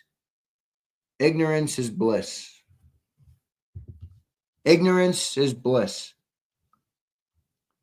Ignorance is bliss, Curtis. That's the reality. When you're ignorant to the problems, you don't care about them. It's bliss. It's a beautiful state. Me and you, we look at it, we're like, holy shit, there's so many problems, it's hard to be happy. That's why generally in life, higher IQ people are more miserable. They're more stressed, they're more miserable, and they're more susceptible to be angry all the time. You know? That's just a fact of life. It's a fact of life. Smarter you are, the more you know. The more you know, the more miserable you can be.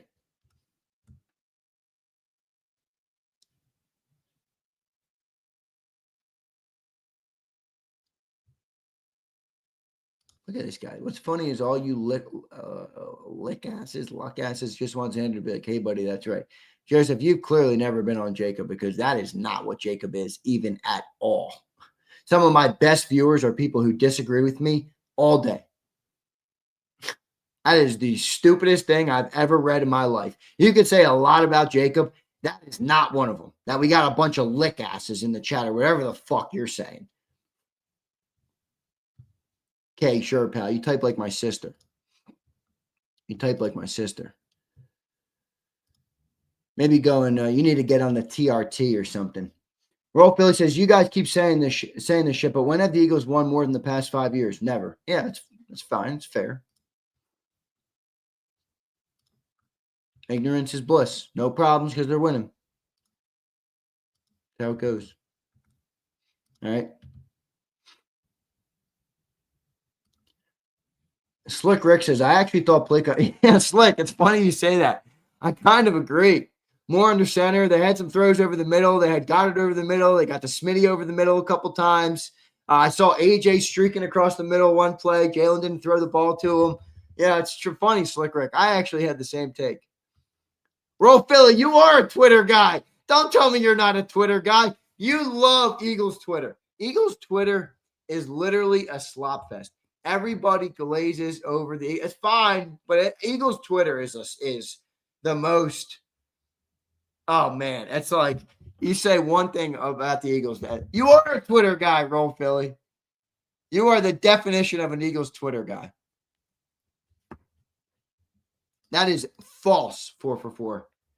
You looked up the wrong studies, my friend. Several studies indicate that higher IQ scores correlate with higher levels of happiness. Wrong. Wrong.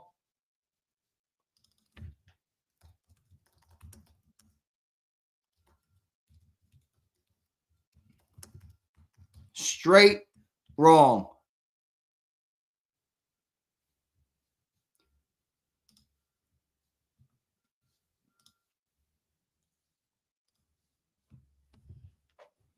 Mike Burkhorst, what's up, Mike? Appreciate it, brother. All right. Happy Veterans Day to all my brothers and sisters in arms. Great show, Xander. Happy Veterans Day, man. Happy Veterans Day. Awesome stuff. Big shout out to the Marines yesterday, too. 250th birthday. My boy Jarhead. Gotta love it. We had a couple Marines in the chat. All right. Got to appreciate each and every one of them. And a happy Veterans Day to all those who served this great country. Terrence says, that's why I can't blame it on Hurts. He was bullying teams in 22, and now we're being passive. Other teams scheme their players open, and we don't. Our players are open. But I hear you what your point is there. Low IQ information fans like these crybabies can't process the game like us super fans. We don't revel in curmudgeonry because we know how the Eagles function. Right, that's the stupidest comment I've ever read. Blaze says, who the F pays a wide receiver $30 million to be a decoy? Yeah, I know. Go tell that to Raz. He thinks it's perfect.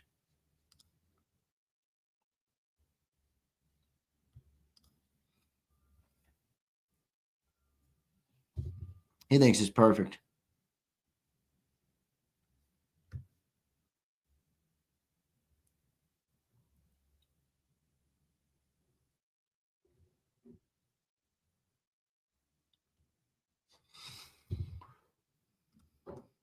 $30 million decoy. See, anything the Eagles do, these jokes of pocket. You're here. Why are you here? If we're a joke of a pocket, why are you here? Why are you spending your time, which probably seemingly isn't all that valuable because you're spending it here and somewhere where you hate? Why are you here then? Why are you here? If you don't want to talk about football, go fucking watch the Sports Glazers Network. There's plenty of them on YouTube. There's plenty of them in Philly. There's plenty of the written repeat reporters who are on Bob Lang's leash, and they can't speak anything negative about the team. Why are you here? There's 50 fucking channels that talk about the Eagles every day. Why are you on this one if you hate this one so much? Doesn't make any sense. I don't need you here. I appreciate you for being here, but I don't need you here. I gotta sit here and fucking beg you to be here. You don't like it. Leave. Joke of a podcast. Well, what is your time worth if the podcast is a joke and you're spending your time here, sounds like your time is worth a pile of dog shit. All right? That's what it sounds like to me. Jim Adams says, we got a dog in Phillips. That's easily the biggest takeaway or the biggest positive takeaway from last night. Easily the biggest positive takeaway from last night is Jalen Phillips. This defensive line is going to be really good. They already look really good. I mean, the defense is, the defense is so much better than I think many of us expected them to be. It's crazy. They just turn that thing over, let the people walk, and Mora Jomo looks like Milton Williams. I mean, it's crazy. It really is crazy. And yet the offense that we pay all this money to, nobody should expect anything more from them.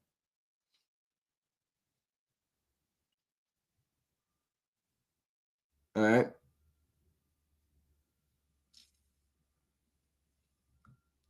Houston says, exactly, underdog. Why can't we speak about what needs to be better without being called in? Because people are simpletons, Houston. They got no complexion of thought, no complexity to their thought processes. It's win, Yay, we win. Woo! Anybody who says anything negative is bad. It's the stupidest mentality I've ever heard in my life. All right. Calm down, Xander. What would Jesus do? Prince, don't hit me with that right now, please. All right? Please. As a man of God, don't hit me with that right now, Prince. Hit me with the what would Jesus do? I can't believe you just did that to me, Prince. What would Jesus do? Come on, Prince. Here's Catch. Hey, I spend every day here bitching about the Eagles looking weak. All right? Yeah, I'm with you. I appreciate the super chat, Catch. Thank you, bro. Thank you, my man. All right. A lot of negative energy out of Z recently. All right, Stormin. You can go to another podcast if you like. All right. Who had the under? That's hilarious. I don't know who had the under. I can't believe Prince just hit me with what? WWJD. Oh, Prince. Now I can't. Prince, thanks. Now I can't rip anybody for the rest of the show. Now I gotta love everybody. Look at underdog. Jesus would bench Hurts. Oh man. Sometimes y'all are funny as hell, man. All right. Blessed are the meek, for theirs is the kingdom in heaven. Amen. Amen. All right. Jesus might tell Hurts to throw to the open receiver. Prince, I will say this. Jesus was a tougher critic than people realize. A lot of people think Jesus was this lovey-dovey, wasn't always that. He wasn't always that. Jesus would deliver us from KP. Oh, man. Jordan Love, bro, Philly, I'll agree with you on that. And by the way, I've been saying this all freaking week, man. Jordan Love is not it. That guy is not freaking it. He is not it at all. That dude is so overrated. Let's load up the Whoop app. What am I looking at on sleep? 3 hours 10. Look, 3 hours 10. 3 hour, 10 minute sleep. 3:59 to 7:15. 3 hours and 10 minutes of rest. Funny, I feel pretty good, honestly. My throat's a little scratchy, but I feel pretty good. All right. Jesus would tell Hurts to keep the main read. Storm and Norman, only God can judge us, not you, Z. That's true. I can still judge you. All right. I shouldn't, but I still can. 42 QBR isn't something to brag about. Well, don't tell the people in the chat that. All right. Bruce, I'm with you. Rookie numbers. I've had way lower than that. Bruce, I respect. Bruce, you know why I love you, Bruce? Because you got that old school mentality that I grew up with. I don't give a shit about your excuses. Get to work. I don't give a shit about how tired you are. Get to work. I don't give a shit about your birthday. Go to work. I don't give a shit what you got to complain about. Go to work. Handle your business. Do what you got to do. All right?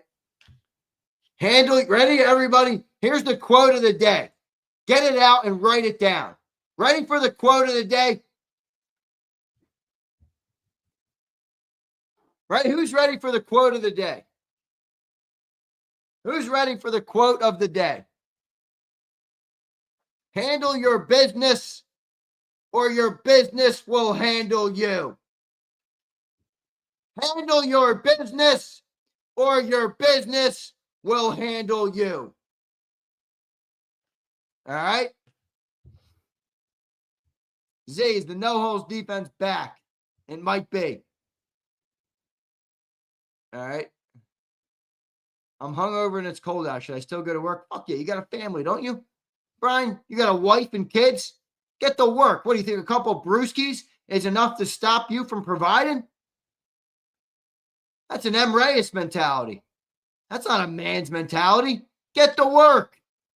I give a shit how much booze you drank last night. Get to work. You got a family to feed. You got a roof to put over their heads.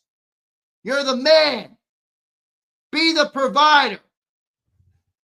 Get out there and work. I don't want to hear about you're hungover and it's cold out. Are you crazy? Handle your business or your business will handle you. That bullshit. All this soft ass mentality. Everything except doing it. Well, that ain't my business, Morty. It's a prime example. That ain't my business. Now, if you believe that part of handling your business is folding your clothes, then we live a very different life. And that's okay. That's perfectly okay. All right? Theo says there's energy. Theo, I don't drink energy drinks. Only coffee, man. Only Dunkin' coffee. That's it. All right? All right? Izzy B says, I'm not working in this cold. Well, Izzy B, you're a female. I got a different approach for you. All right? I can't believe Morty just hit me with handling my business means folding my clothes. Fold your underwear and put them in the drawer. Okay? Make sure you put your undies away. You think my folded clothes are going to handle me? I got mouths to feed. I got bills to pay. I got salaries to pay. I got people relying on the work that I do day in and day out so they can feed their families. All right? That's a bigger responsibility than folding my fucking underwear. All right? I don't fold underwear. That's not what I define as my business. Okay? It's not at all. All right, guys. What's the biggest positive of yesterday? What's the biggest positive of yesterday? All right. What's the biggest positive of yesterday? Let's leave Jalen Phillips aside because I think he's the clear number one. I think he's the clear number one. The defense. A lot of people saying the defense.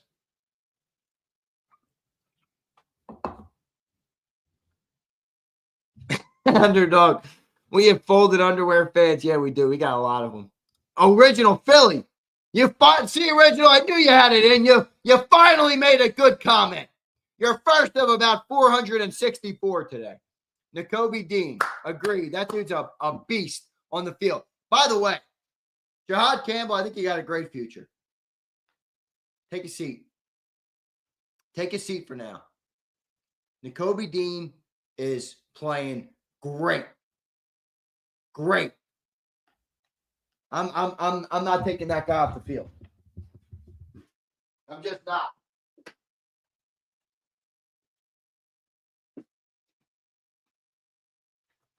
I can't believe handling your business turned into folding your damn undies. Morty, why'd you do it to me? All right.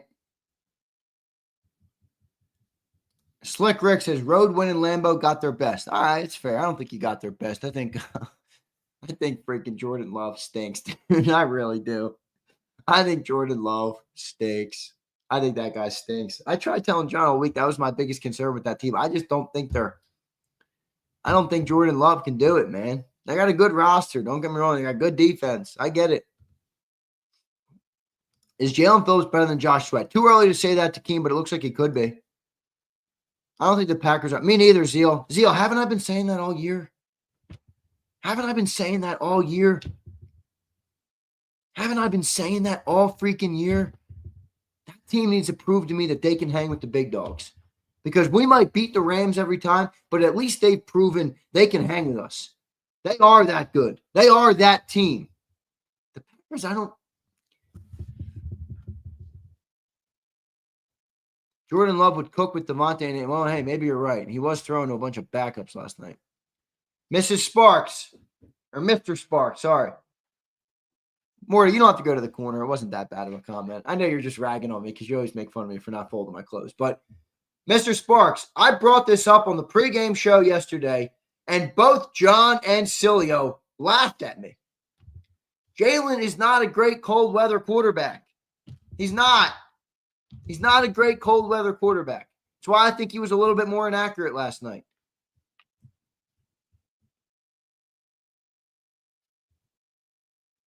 And T. Roma says, don't say that too loud, Xander. Your boy Sills loves that guy, Jordan Love. I don't know. Sills doesn't glaze Jordan Love that much. Sills has been kind of off the Packers, too. He hasn't really bit on the Packers either.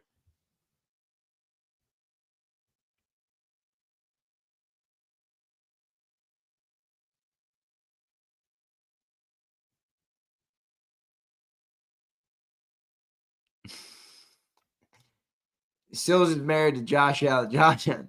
WWZD. Let's go, Wayne. I don't know if that's a good philosophy for people to take. What would Xander do? You know what I would do, Wayne? I would go to fucking work. I would handle my business, Wayne. Even if I didn't do it successfully. Even if I wasn't on my best. All right? Even if the odds were stacked against me. Quote of the day. Handle your business, or your business will handle you. I'm out of here. I love all you guys. Maybe tomorrow or Thursday we'll do the giveaway. All right? I'm going full dictator on the giveaway. I'm going full dictator. I'm tired of some of these nerds. All right? You know, it's funny. Last night when I went up, I was supposed to go to bed. And I started listening back to the first hour of the postgame show. It's pretty funny how I ended up so mad because when I started the show, I really wasn't mad at all. When I got mad is when I brought up the concern on the offense, and John immediately went to, you want 40 points. And I'm like, what the fuck are you talking about? I never said 40 points. I want the offense to be better. And then they lit me up on the expectation, and now I'm way off on the expectation. And then they bring up Dan Marino. I'm like, whoa. We're one of the worst offenses in football again. And now we're talking Dan Marino and 40 points? Whoa, what? Where did that come from? Morty, that's not true at all. It has nothing to do with that. I would never, ever move on from Cilio because we don't agree about a football game. Come on, man. Don't say that. That's not at all what happened. And I don't even like that approach. I don't even like that comment. I appreciate you, Morty, but I don't like that because I think that clouds what we're trying to do here. We've always tried to be honest and truthful in our content. If I let that come between being honest and truthful in our content, then I've compromised our content for my own personal benefit, which is, in my opinion, stupid. It's never been how I tried to build the business. It has nothing to do with that. Nothing to do with that. All right. You have a mole in your organization, Z. Hate to say it. Why don't you apply for Howie's job? How ridiculous was that comment? How ridiculous was that comment? Why don't you apply for Howie? Oh, my God. Oh, my God. God says, my boy was in this bitch shooting RPGs last night. Yeah, I was. Thanks, Wayne. Appreciate you. Komar, are you ever going to let that go? Are you jealous that my woman hand delivered me a coffee that was perfectly made, perfectly mixed at the perfect time, and the only thing you didn't like was that there was a little straw sticking out of it? Is that it, Como? Is that the best you got, Como? 6 months later, you're still talking about a straw in a coffee. Come on, man. Come on, man. J-Mac was very toxic during that. He was. That's all right. I vote for underdog. I will say this about underdog. Underdog, I know you're in here. You got talent. I don't give a shit whether you agree with his opinions or not. Some people are good at articulating their thoughts across a platform where people have to consume it. Underdog is one of those people. All right. Zay, you don't drink straight. I do in the morning. This is black. Black. Sometimes I like cream. I don't need sugar or anything. Emre is typically on my second or third coffee of the day is when I'll do put a little bit more spunk in it. All right. Spice it up a little bit. I wanted to go to bed, but Z's explosion kept me good. You know, that post-game show needed some juice. It needed some juice. I was not about to go through a 90-minute post-game show of listening to the same old boring shit. This is Eagles football. This is how they play. This is why it's okay. This is how they do it. This is Jalen Hurts. This is Kevin Petula. This is what they do. This is risk-averse. This is this. I wasn't about to do that last night. All right. I'm kind of happy I blew up last night. All right. I'm kind of happy I blew up last night. Check out the recent Howie interview. I saw that. I didn't watch it yet. I didn't all right. I didn't watch it. I'll watch it, Slick. It was kind of late for the old farts. It was. Major pause at ZZ. Takeem, you always pausing, bro. You got Diddy on your mind all day. You got Diddy on your mind too much. That makes me think you're a diddler. Takeem, are you a diddler? Or a gooner? Is that what they call them?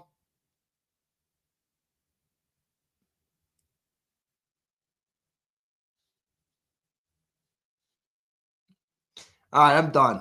This is what I have. Big Mike, how many goodbyes am I on? Big Mike, how many goodbyes am I up to? Who's the – no, wait, we were the Monday night game. I'm thinking it's Monday. We were the Monday night game, so no football till Thursday. Who's Thursday night this week? Oh, great. Jets and Patriots. I'll watch that because I think the Patriots are good. I'll watch that because I think the Patriots are good. So I get to watch my Sixers tonight. That's good. I'm excited about that. Who they playing tonight? Ooh, Celtics already again. Nice. Fuck yeah. 6-4. See what Tyrese Maxey can do. That dude is just a baller. I think he's my favorite athlete in Philly right now.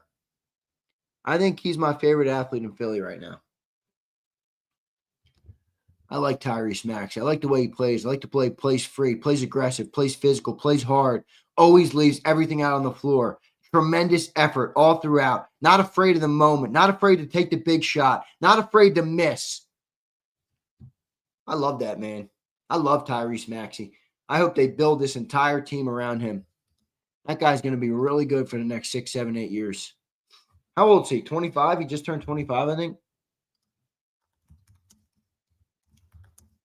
By the way, for all the Sixers fans out there who are getting delusional about Edgecombe, guy, he's a rookie, man. There's growing pains for these guys.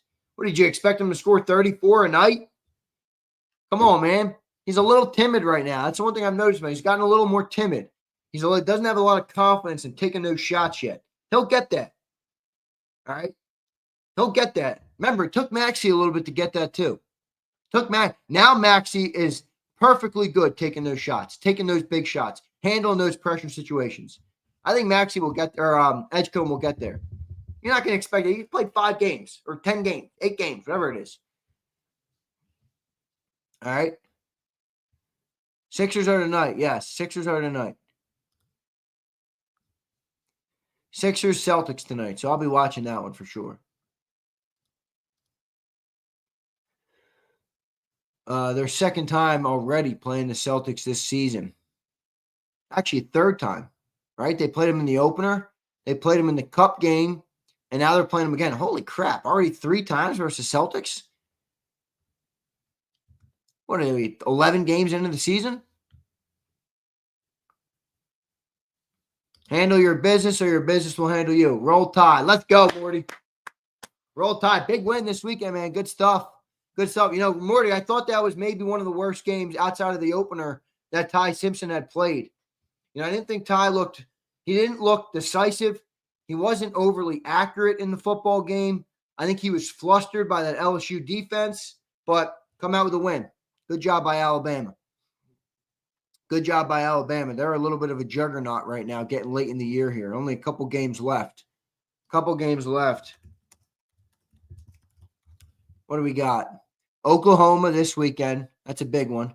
And then Eastern Illinois and Auburn. All right, so big weekend this weekend, man. You can't lose to Oklahoma. Cannot lose to Oklahoma if you're Alabama this weekend. 11th ranked Oklahoma, 4th ranked Alabama. I think they'll still be in the playoff if they were to lose that game, but they got to win that football game. Yeah, Philly Ty. I thought that was, look, it's not even a knock on, it's not even me trying to bash Ty or anything. I just thought he was on a run there of like some really good football games. I thought that was the first game where Ty, all right, he wasn't totally in control. You know what I mean? Wasn't totally in control. So, but he'll get better. It's very clear what the problem with the Crimson Tide was last year, by the way. They needed a passing quarterback. Jalen Milroe wasn't that. Hey, where else is that might be true? I don't know. I digress. Let me get out of here before all you guys start crying about that comment now. All right, love all you guys. Let me make sure I got all my super chats. Got them all. Hit the like button. Hit the damn like button.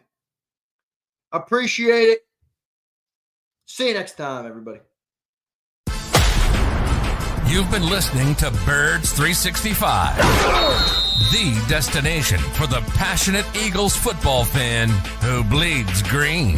If it's Eagles football, we're talking about it. Debate inside the locker room and guests that are some of the greatest football minds from around the region. We hope you enjoyed the show. We know we had a blast. Make sure to like, comment, and subscribe, and we'll be back soon. But in the meantime, hook up with us on social media at JAKIB Sports. See you next time on Birds 365.